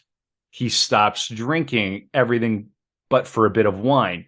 Classic alcoholic cope. Oh, I'll just have beer. 24 beers later, right? Right. He starts eating raw duck liver, celery. He swims laps. I mean, this is just, I'm just going to read my notes. It's just sad as fuck. It's just so sad and pathetic. Yeah. Nothing He's listening comes to of David Goggins. Yeah. He attends a Gary V seminar. Right. He's really getting it together here. Just as long as he doesn't start a podcast. Yeah. Meanwhile, and this is incredible, and I set this up on purpose. He wrote in 8 weeks a book, a novel.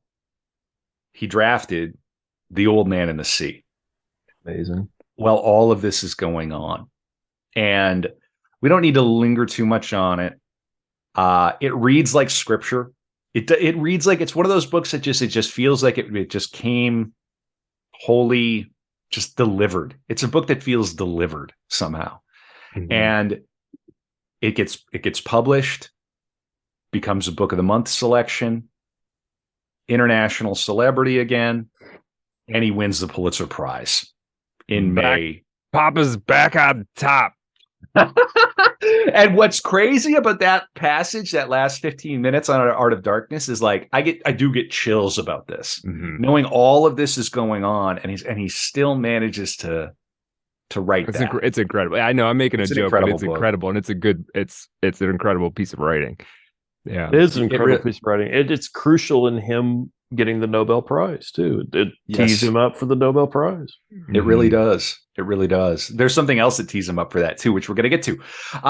And I would say if you're not much of a reader, or you want to low commit Hemingway, get The Old Man in the Sea. You can read it in an afternoon or a couple of afternoons. It's very short. It's very satisfying. It has the feeling of like a fable or a parable. It's tremendous. All right. First published in Life magazine too, by the way. Oh, yeah. Very good. And it was published in 1953. Yep. And that was a month before he left on his second trip to Africa. All right. So he goes to Africa. His son, Jack, if I'm not mistaken, had he had land in Africa. And I think he was like a tour guide or something. His oldest son. Let me confirm this. One moment. I want to get it right. Yeah, that's interesting though. Yeah. Let's see. Was it? Let's see. Well, I don't have to go too much into it. It's fine. But I'm pretty sure I'm correct there. In any case, so they're in Africa. They're going on a kind of another safari. Well, this is a different couple, of course. He and Mary are in Africa. He loved Africa. He would write effusively about it. He was almost fatally injured in 2 successive plane crashes. You know about the plane crashes, Brad? I know a little bit about it. I just know they were like practically back to back. They were. There was no practically. They were consecutive. It'd be like if you boarded a flight to Chicago and you had a connecting flight to LA. The plane crashes on the way to Chicago. You survive. You're in Chicago. You're like, damn, I got to get to LA. The plane crashes on the way to LA. Now, these aren't like commercial airlines, but the odds of this are insane. So the first flight was a charter flight sightseeing over the Belgian Congo. Oh, going to see what Conrad saw. Yeah, as a Christmas present to Mary. Merry Christmas. Sweet. On their way to photograph Murchison Falls from the air, the plane struck an abandoned utility pole and crash landed in heavy brush. His injuries included a head wound, and Mary broke 2 ribs. The next day, attempting to reach medical care in Entebbe, they boarded a second plane that exploded at takeoff, with Hemingway suffering burns and another concussion. This one serious enough to cause leaking of cerebral fluid. And what happened here is he couldn't get out. He was too big. He had to smash the door open with his head like a bull at a bullfight. He broke his head open, his skull open, getting out so he didn't burn to death in the wreckage of this plane. That's the one that did him in right there. Yeah. That did him in. Yep. Wow. They eventually arrived in Entebbe to find reporters covering the story of his death. And apparently he emerged from the jungle with like bananas and gin, is the story. He liberated the Congo on the way. Liberated the Congo and some gin. Oh boy. I'm still trying to come up with a title for this episode. I don't know. It's pretty tough. It's a tough one. Yeah. Hemingway liberates the pod. Hemingway liberated? Yeah, maybe. That might be a good one. He briefed the reporters and spent the next few weeks recuperating and reading his erroneous obituaries. Can you imagine? That's amazing. Incredible. That's pretty wild. Incredible. Despite his injuries, Hemingway accompanied Patrick and his wife. So Patrick was in Africa, on a planned fishing expedition in February. But pain caused him to be irascible and difficult to get along with. When a bushfire broke out, he was again injured, sustaining second-degree burns on his leg, front torso, lips, left hand, and right forearm. Hemingway, don't go to Africa. Yeah, just stop. I mean, this is another case of like you can do anything. Why are you doing this? Why? Just dude, like for me, it's just like, God, just go to London, go to the theater, eat out. Just like have everything catered to you. No, I'm going to Africa. Like I just don't get. I truly do not get it. I don't get the. Have you considered Olive Garden? Well, that's where I got one of my whoopings as a child. Yeah. I don't know. Olive Garden might be my MK Ultra trigger, the breadsticks. All right, moving along quickly here. Speaking of MK Ultra, don't we have the Mayo Clinic coming up and some? Yes, we do. We're getting there. We're coming into the home stretch. I promise. We are on page 27 of 32 of my outline. Okay. Months later in Venice, Mary reported to friends the full extent of Hemingway's injuries: 2 cracked discs, a kidney and liver rupture, a dislocated shoulder, and a broken skull. The accidents may have precipitated the physical deterioration that was to follow. After the plane crashes, Hemingway, who had been a thinly controlled alcoholic throughout most of his life, drank more heavily than usual to combat the pain of his injuries. There's really no coming back from this. Not without, he would need medical intervention. He would need to detox under medical supervision. He would need to never touch another drop, and he'd probably need painkillers. And frankly, he'd probably get addicted to those. In the Great Burns biography, the documentary that I watched, one of the people they speak to makes the point that the 2 groups of people who get the worst medical care are the very poor, because they can't afford it, they can't get access, and the very rich who can get whatever they want. Yeah, right. Hemingway fell into the he could get whatever he want category. Yeah. In October of 1954, after his obituaries had been widely published, after he emerges from the jungle with bananas and gin and says, he claimed to have said, "My luck, she is running good." That was what he said, emerging from the jungle. I remember that off the cuff. Yeah. Okay. He received the Nobel Prize in Literature. He modestly told the press that Sandberg, Dennison, and Berenson deserved the prize, but he gladly accepted the prize money. He had coveted the Nobel Prize. He said, one of the biographers said, there must have been a lingering suspicion in his mind that his obit notices had played a part in the decision. So he couldn't even really fully enjoy it. It's like, bro, you just won the Nobel Prize. Come on now. He's still in a lot of pain. If you want to see some very awkward Hemingway interviews, they put him on camera in front of this because he couldn't go. His doctor said, you can't go to Stockholm to accept this. You're not well enough. And so they put him on camera, and there's a very awkward interview where he's obviously kind of addled, and he actually reads the comma and punctuation aloud. Yes. Yeah. Hemingway, it's bad. Cringe. It's really bad. It's very Cringe. Yeah. Well, I am gonna look that up. Yeah, that one's worth right watching. Yeah, and it gives you an idea of kind of how busted up he is already. He's not even 60 years old. So I'm going to read his speech, which is quite short.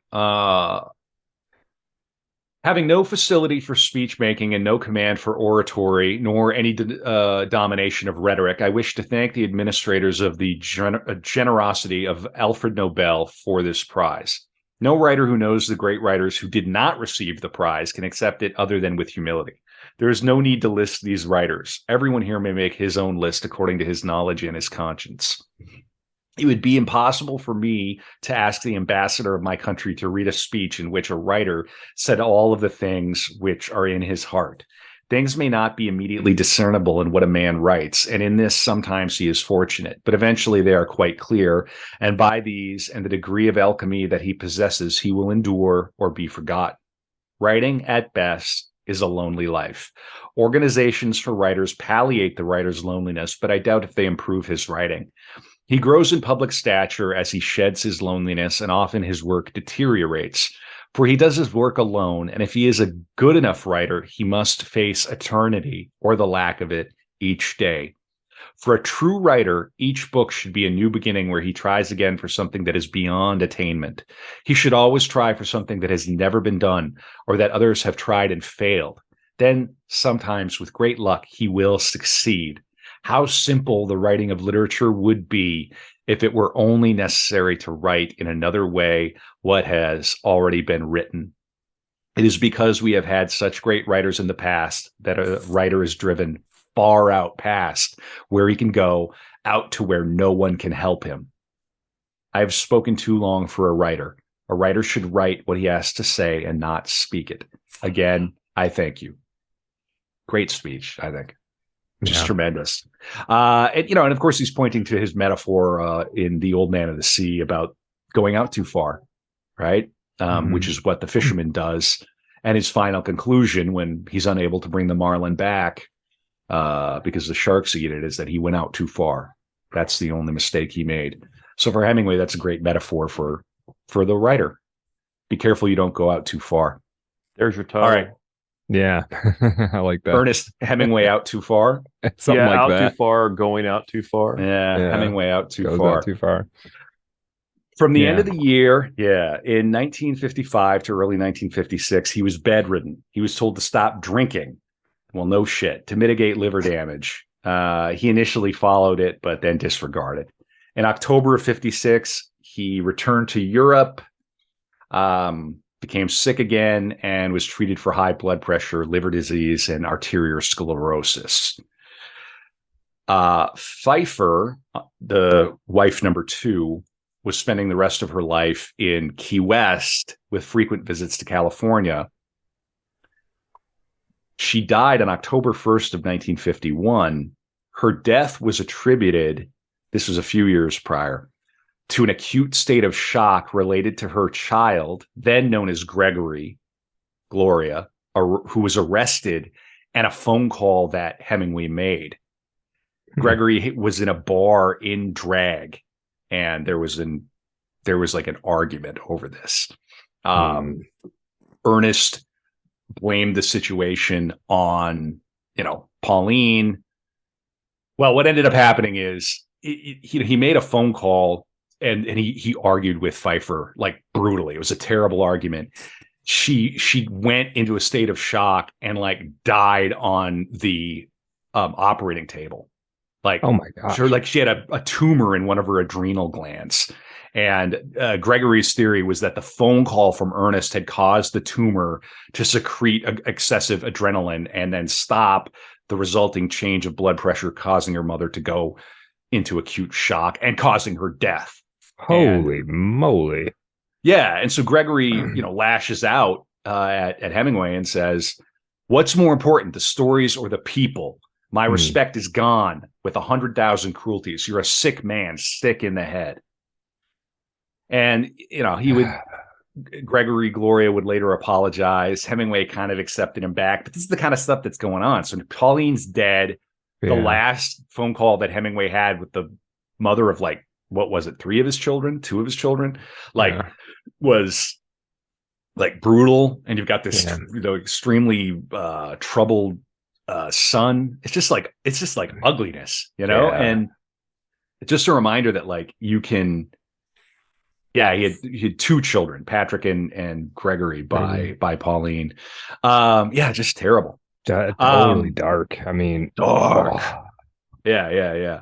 All right. In November of 1956, while in Paris, he was reminded of trunks he had stored in the Ritz in 1928 and never retrieved. Upon reclaiming and opening the trunks, he discovered they were filled with notebooks and writing from his Paris years. Excited about the discovery, when he returned to Cuba in early 1957, he began to shape the recorded work into his memoir, A Movable Feast. Wait, what? A Movable Feast was just like 30 years sat in a trunk for 30 years? That's what it's saying here. That's the first that I've read about it, but this is like confirmed around. Yeah. Huh. I mean, so this is from A.E. Hotchner. Now, Hotchner was a buddy of his from New York City who wrote a book called Papa Hemingway and who was like there at the Mayo with him. And it's quite moving. And I think Hotchner just recently passed away in 2020. He lived to be 102 years old. Wow. Here's Hotchner on the subject. In 1956, Ernest and I were having lunch at the Ritz in Paris with Charles Ritz, as you do. The hotel's... Wait, there's a Mr. Ritz? Apparently. What? I didn't know that. Yeah. When Charlie asked if Ernest was aware that a trunk of his was in the basement storage room, left there in 1930. This is so French, by the way. Monsieur Hemingway. Yeah. Did you have a trunk? I mean, this is like the Ark of the Covenant. Right. Yeah. Ernest did not remember storing the trunk, but he did recall that in the 1920s, Louis Vuitton had made a special trunk for him, as one does. Yeah. Oh, yeah. Yeah, Louis made yeah. that trunk. Yeah. Ernest had wondered what had become of it. Charlie had the trunk brought up to his office, and after lunch, Ernest opened it. It was filled with a ragtag collection of clothes, menus, receipts, memos, hunting and fishing paraphernalia, skiing equipment, racing forms, correspondence, and on the bottom, something that elicited a joyful reaction from Ernest. The notebooks. So that's where they were. There were 2 stacks of lined notebooks like the ones used by school children in Paris when he lived there in the 20s. He had filled them with his careful handwriting while sitting in his favorite cafe, nursing a cafe creme. There you go. Wow. So that's where unreal. That is one of the greatest books ever written. Yeah. All right. So we're getting to it.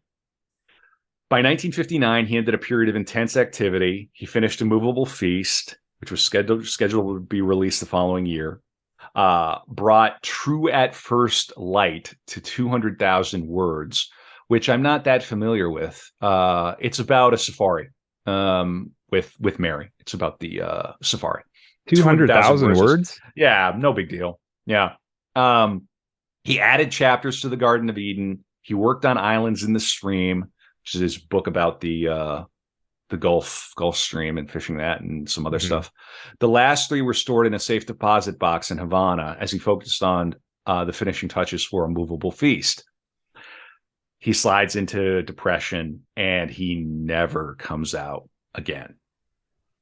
The finca became crowded with guests and tourists as Hemingway, beginning to become unhappy with life there, considered a permanent move to Idaho. In 1959, he bought a home overlooking the Big Wood River outside Ketchum and left Cuba. He apparently remained on easy terms with the Castro government, telling the New York Times that he was delighted with Castro's overthrow of Batista. He was in Cuba in November 1959, between returning from Pamplona and traveling west to Idaho, and the following year for his 61st birthday. That year, he and Mary decided to leave after hearing the news that Castro wanted to nationalize property owned by Americans and other foreign nationals.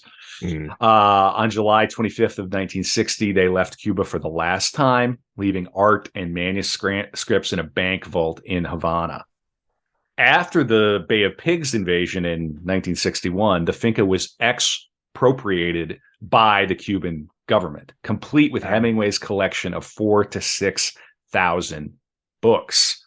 Oh, wow. Now, eventually, and this is after Hemingway had passed, President Kennedy arranged for Mary Hemingway to travel to Cuba. She met Fidel and was able to get I think she was able to get a few things back, but she wanted to take more paintings, the books, and Fidel kind of rather famously put his hand on her shoulder and said, Mary, no, they belong to the Cuban people now.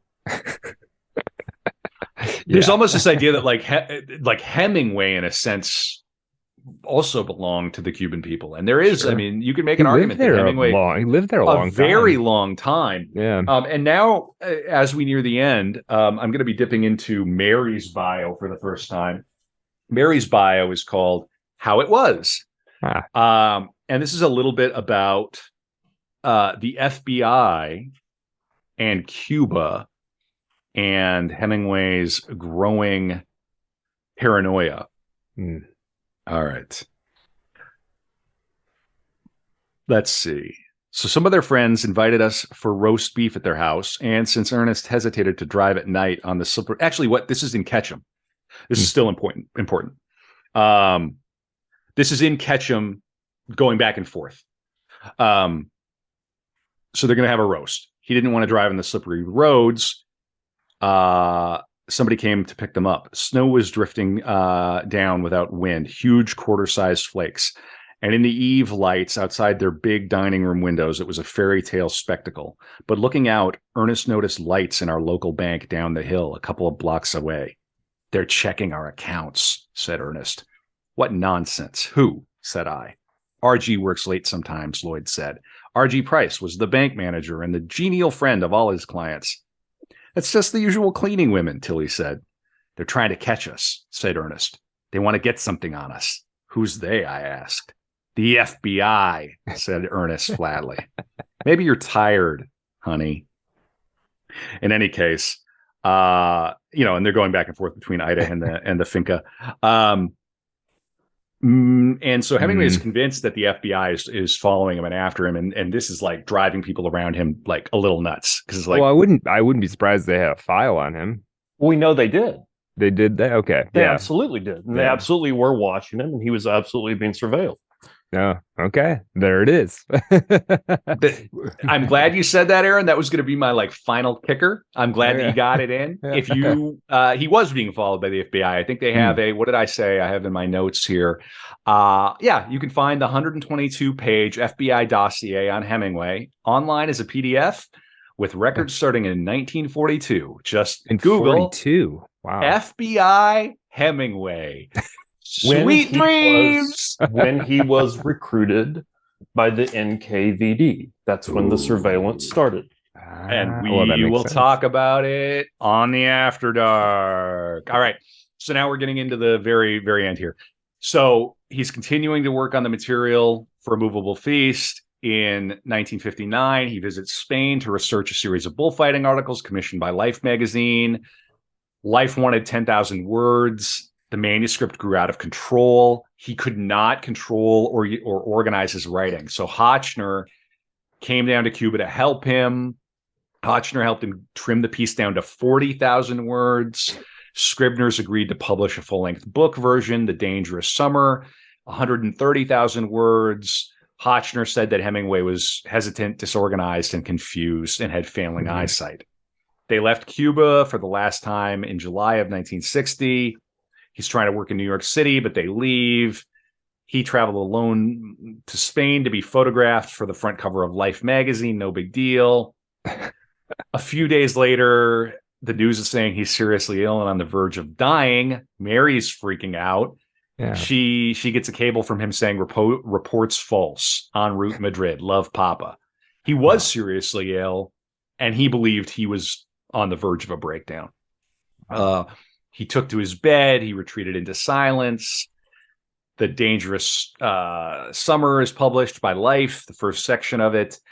In September, it gets good reviews. He leaves Spain for New York, and he refused to leave Mary's apartment, presuming that he was being watched. She quickly took him to Idaho, where physician George Saviors met them at the train. He was constantly worried about money and his safety. He worried about his taxes and that he would never return to Cuba to retrieve the manuscripts that he had left in the bank vault. He became paranoid, thinking that the FBI was actively monitoring his movements in Ketchum. The FBI had opened a file on him during World War II when he used the Pilar to patrol the waters off Cuba. And Hoover had an agent in Havana watch him during the 50s. Wow. So he was right. Yeah. Mary had Saviors fly Hemingway to the Mayo Clinic in Minnesota. We're going to cover this more in the After Dark. We're going to read from John's great piece, John Rosengren. I've got a lot of kind of inside information about this, like deep cuts. And the way that they covered this up was, and it was almost like a lie to themselves, which is kind of perfect. Like initially, it was like he would not, and this is so sad, and this is kind of what I mean about the myth finally consuming and destroying him. Hemingway could not just go down to Boise or whatever the nearest town is and go see a psychiatrist or check in with like a psychiatric facility somewhere in Idaho. He had to go to a facility that was big enough that had both psychiatric facilities and like regular old normie doctor. Like, oh, I just need hypertension. I'm here. Hemingway's here for hypertension. Right. And so they had to kind of cover it up. If he had, who knows what would have happened if he had just like kind of said, no, I've got, but this is like Hemingway in 1960. There's no way he's going to be like publicly checking in to like a mental ward. This is just like impossible to even imagine that would have happened. Yeah. All right. So they go to the Mayo Clinic in Minnesota at the end of November for hypertension treatment, as he told, The FBI knew that Hemingway was at the Mayo Clinic. An agent documented that in a letter. That's fun. Now imagine what they could do now. Right. All right. Fun. Hemingway was checked in under his own doctor's name to maintain anonymity.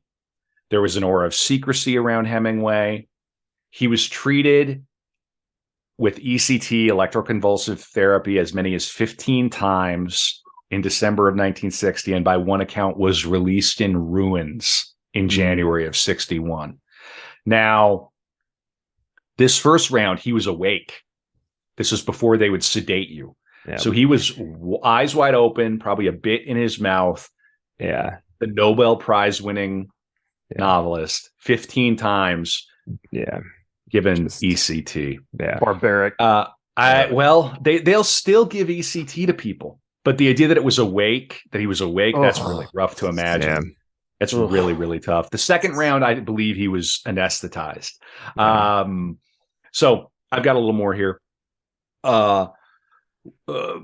Someone named Reynolds gained access to Hemingway's records at the Mayo, which documented 10 ECT sessions. The doctors in Rochester told Hemingway that the depressive state for which he was being treated may have been caused by his long-term use of Reserpine and Ritalin. This is something I should have mentioned, and I kind of hinted at it in that point I made about the very poor and the very rich. Hemingway was on a cocktail of pills. Was he? Yeah, friends would give him pills, doctors would give him pills, Cuban doctors would give him pills, doctors in Idaho would give him pills. Pills.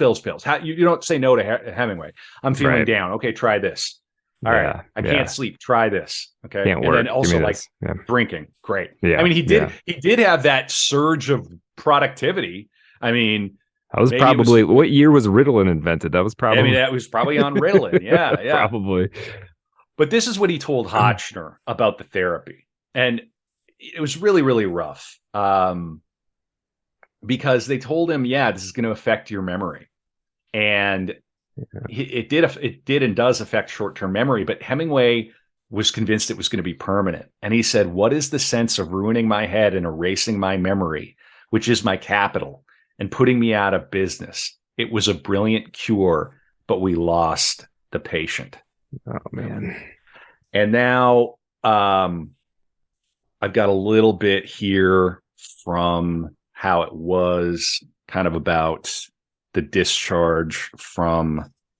I'm just trying to bring us home, trying to paint a full picture. This is and his paranoia was he wrote a letter to his doctor, right? Mm-hmm. He wrote a statement on a diet order sheet. This is going to give you an insight into his state of mind. To whom it may concern, my wife Mary at no time believed or considered that I had ever committed any illegal act of any kind. She had no guilty knowledge of any of my finances nor relations with anyone, and was assured by Dr. George Saviors that I was suffering from high blood pressure of a dangerous kind and degree, and that she was being booked under his name to avoid being bothered by the press. She knew nothing of any misdeeds nor illegal acts, and had only the sketchiest outlines of my finances, and only helped me in preparing my returns on material I furnished her. The bags that I carried had her labels on them, but she always believed from the time I met her in New York that the only reason I traveled as I did was to avoid the press, a practice I had followed for years. She was never an accomplice, nor in any sense a fugitive, and only followed the advice of a doctor friend that she trusted. And he signed that Ernest M. Hemingway. Does that sound like a guy who's like in his right state of mind? No. I mean, so he's acting like he's a criminal. He's writing like he's a criminal who's about to get busted. He that's how he felt. That's crazy. So Kennedy is elected. He's back after his first round of electroshock. He's back in Idaho. A woman in Washington was assembling a book of handwritten individual tributes to the Kennedys and sent Ernest a request for one, together with a specific kind of paper and the required size. In the village, I found the paper and had several sheets cut to the specifications. After lunch, Ernest sat down behind a desk in the corner of the living room to write the tribute, practicing first on ordinary paper. In the adjoining kitchen, I cleaned up our lunch things and fussed around with early preparations for dinner, thinking he would be finished any minute. At the desk, Ernest was still bent intently over his writing. I stretched out on the sofa to read, and after an hour said, "Could I be of any help, Lamb?" No, I have to do this. It only needs to be a few sentences, you know. I know. But his pen hovered with nervous uncertainty. A sense of urgency, futility, almost a smell of desperation oozed out of him until I felt it clouded the big room. In the sitting room, Ernest was still hunched over his desk after she comes back from a walk. A week later, he finished the 3 or 4 simple sentences of tribute. Here's another scene. He should have just sent that letter he sent to James Jones. I'm kidding. One evening our cable TV set presented a remarkably good production of Macbeth. As I sat watching, I felt Ernest hovering behind me, his attention riveted on the tragedy, his hands twitching. "It's terrible, terrible, cruel," he was muttering. "It's a great play." "It's terrible," Ernest said. "Terrifying. I can't stand it." I turned off the TV set. I just like these moments of getting into his mind. The Mad King, right? Macbeth, right? Yeah. I think I have a little more from, let's see here. I want to make sure I find this. Here we go. Here's Mary. "I wondered if we had not been more cruel than kind in preventing his suicide then and there." Yeah. One second. Here we go. "But now only bad weather detained George from flying Ernest again to Rochester. A few days later, when Ernest insisted on coming to the house to get some things he needed, George sent our friend, big husky Don Anderson, and Joan Higgins, one of the nurses, back with him in the car. At the back door, Ernest was out of it a minute ahead of them, rushed through the kitchen where Kate was working, and had a shell in his shotgun before Don could reach him. Don managed to open the breech, and Joan picked out the shell before they got the gun away from Ernest and shoved him onto the little sofa.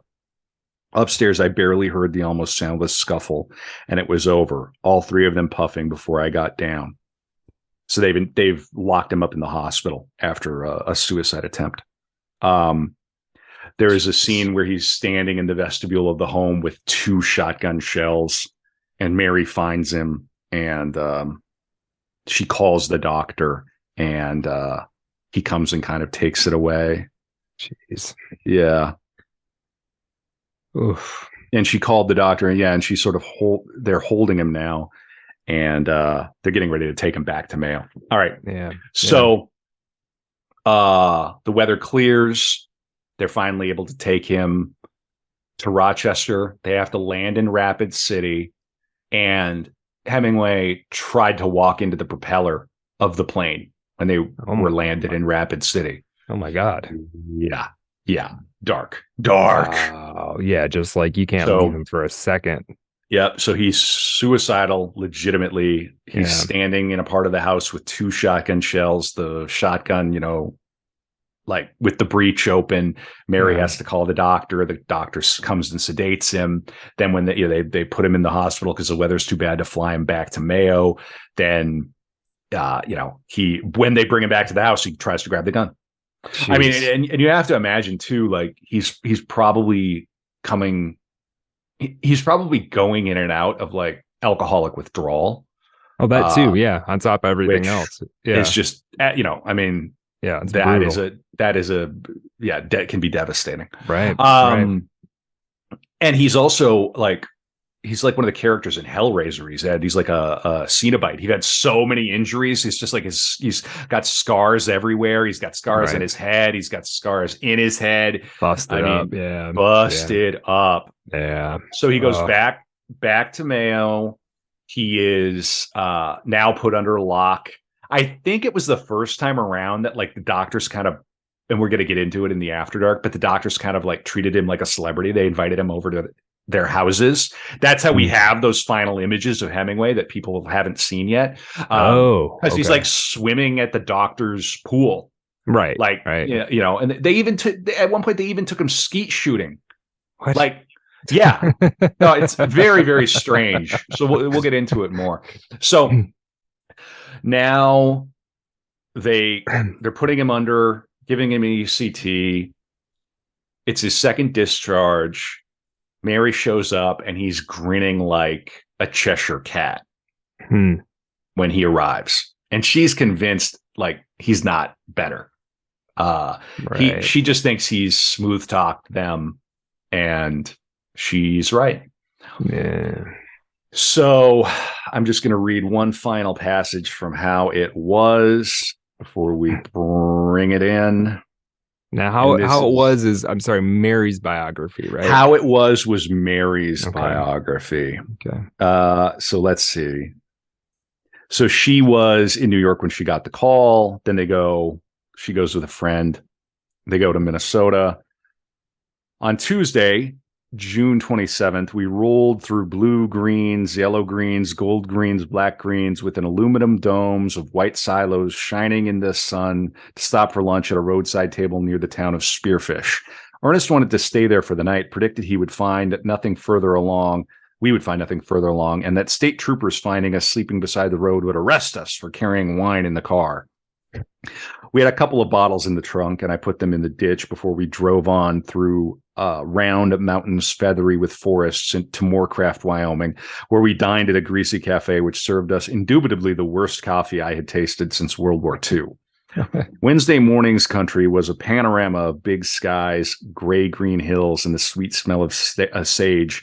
And as we went through the town of Spotted Horse with its painted cutout sign, its single gas station and post office, Ernest said, "Spotted Horse, kind of limited." So they're making this drive back. They finally pull up to their house in Ketchum. George, I believe the doctor, having driven beautifully and amicably the 1786 miles from Rochester. So they're finally back in Rochester. I think this is George Brown, not Saviors. I don't think the doctor would drive 1,700 miles. Now, Mary says, before I had left Ketchum, I had locked all the guns in a storeroom in the basement, leaving the keys among those on the kitchen windowsill. I thought of hiding the keys and decided that no one had a right to deny a man access to his possessions. And I also assumed that Ernest would not remember the storeroom. All right, here we go. So they go out to eat. As we wedged into the small far corner table, Ernest noticed a couple of men seating themselves at a small table farther inside and asked Susie, our waitress, and the long ago subject of some infatuation. Not his, somebody else's. Mm-hmm. Who are those guys? Oh, they're a couple of salesmen from Twin Falls, I think, said Susie. The town was brimming with tourists. Not on Saturday night, said Ernest. They'd be home. Susie shrugged. They're FBI, Ernest muttered. Oh, come on, baby. They're showing no interest in us. How about a bottle of wine? George, who did not drink wine, drove us carefully home, and as I was undressing in the big front room upstairs, I sang out the old Italian folk song, and this is Tutti mi chiamano bionda, ma bionda io non sono. Ernest in his next room joined me in the next phrase, Porto capelli neri. And this is a song, something about like, they want me to be blonde, but my hair is brunette or black, which is kind of funny because Mary would dye her hair different colors. Sir Hemingway would cut her hair short. We'll get into it a little more. All right, so Ernest sang the next phrase with her, and I huddled into my big, sweet-smelling bed. Ernest knew he was always welcome under my pink, perforated blankets. Good night, my lamb, I called. Sleep well. Good night, my kitten, he said, his voice warm and friendly. The next morning, the sounds of a couple of drawers banging shut awakened me, and dazed, I went downstairs, saw a crumpled heap of bathrobe and blood, the shotgun lying in the disintegrated flesh in the front vestibule of the sitting room. I ran for George. Well, he called the doctors. I went upstairs, called our friends, the Atkinsons, to ask if I might stay with them for the day. They came to collect me, and at their flat above the grocery store gave me a tranquilizing pill and put me to bed again. For an hour, I shook, unable to control my muscles. Then, in a flash of sanity, I wondered why I should be so destroyed by the sudden violence I had long but too vaguely anticipated. It might be partially shock at Ernest's deception, I thought, and dismissed the notion. He knew he could not confide in me. So the telephone's ringing constantly. And that's what happened. So last words are "good night, my kitten." And the official report was the sheriff said he accidentally killed himself. Right. Alone in his room preparing to go hunting was the story. Yeah, I think that's probably something you do out of kind of respect, right? You just say, you know what? People don't need to know what happened, right? It's not like he killed somebody else. It's just, right. Yeah, let it be an accident. Yep. He bought the gun at Abercrombie and Fitch. Yeah, I remember knowing shotgun. that for some reason. It's funny. They used to be a legit sporting goods like store or outlet or whatever. He was 61 years old. The year was, I believe, 1960. And I believe it was 1960. I'm going to double check. 61. 61. So he was 61 and the year was 61. Yeah. Yeah. So he wouldn't live to see the Beatles. And there's a lot of theories. Family and friends flew to catch him for the funeral. Theories about what might have caused it. Mary was the one who confirmed finally 5 years later that he had shot himself. A Catholic priest officiated who believed the death had been accidental. Right. Yeah, I'm sure. An altar boy fainted at the head of the casket during the funeral. Hemingway's brother Lester wrote, "It seemed to me Ernest would have approved of it all." He's buried in Ketchum. Yeah, I've been there. I've been to the site and to the memorial out there. And there really is the life of Hemingway. Let me get a few more things in here. Some work was published posthumously. Mary released an edited version of A Movable Feast. The Garden of Eden finally came out. The work of Hemingway is still very much alive. It's worth reading. In Sun Valley, there's a memorial for him just north of Sun Valley. And on the base, there's a eulogy, which Hemingway had written for a friend several decades earlier. Here's what it says. "Best of all, he loved the fall, the leaves yellow on cottonwoods, leaves float. Excuse me, I'm going to take this again. Best of all, he loved the fall, the leaves yellow on cottonwoods, leaves floating on trout streams, and above the hills, the high blue windless skies. Now he will be part of them forever." That is the life of Ernest Hemingway. Dang, on nice Art job, of Kevin. Darkness. He influenced everybody. Yeah. He influenced you. Yeah. He influenced the way you think, because we all are, in a way, children of the Hemingway century, and you cannot deny it. You can reject it. You can be the person who goes, the Beatles are overrated, and I don't want to read Hemingway. You owe it to yourself, even if you want to consciously reject his style, even if you find him to be a bestial hypocrite, which indeed he was, and a kind of a monster. You owe it to yourself to know at least a little bit about Hemingway. And before you throw the canon out or start boulderizing it, actually maybe read the work. What do you think, Brett? Give it a shot. Read some of the short stories. Read, maybe read A Farewell to Arms. I mean, I think you can argue about what the best novel of his is, but A Farewell to Arms is my favorite. Give it a shot. The thing you said, there is some rejection of the style a little bit. But I think all of those rejections, it's such a potent, he's had such a potent effect on literary style that even the rejections of it are in conversation with it. So everybody's contending with Hemingway, even people who are, not on the same page as him. So. And Aaron Gwyn, his Mac, he's texted me saying his Mac is about to die. Yeah. So yeah, we lost him we'll a close little this bit out ago. without him, but that's fine. Aaron Gwyn is an absolute beast. He is a fabulous novelist in his own right. We are going to be reading one of his novels as part of our Bookends book club for Patreon. That's right. You can go to artofdarkpod.com/book-club to find information about that. We got to close this out. Then we will come back for Patreon. I am going to tease that now, and we're going to do a little more about the Soviet spy business with Hemingway.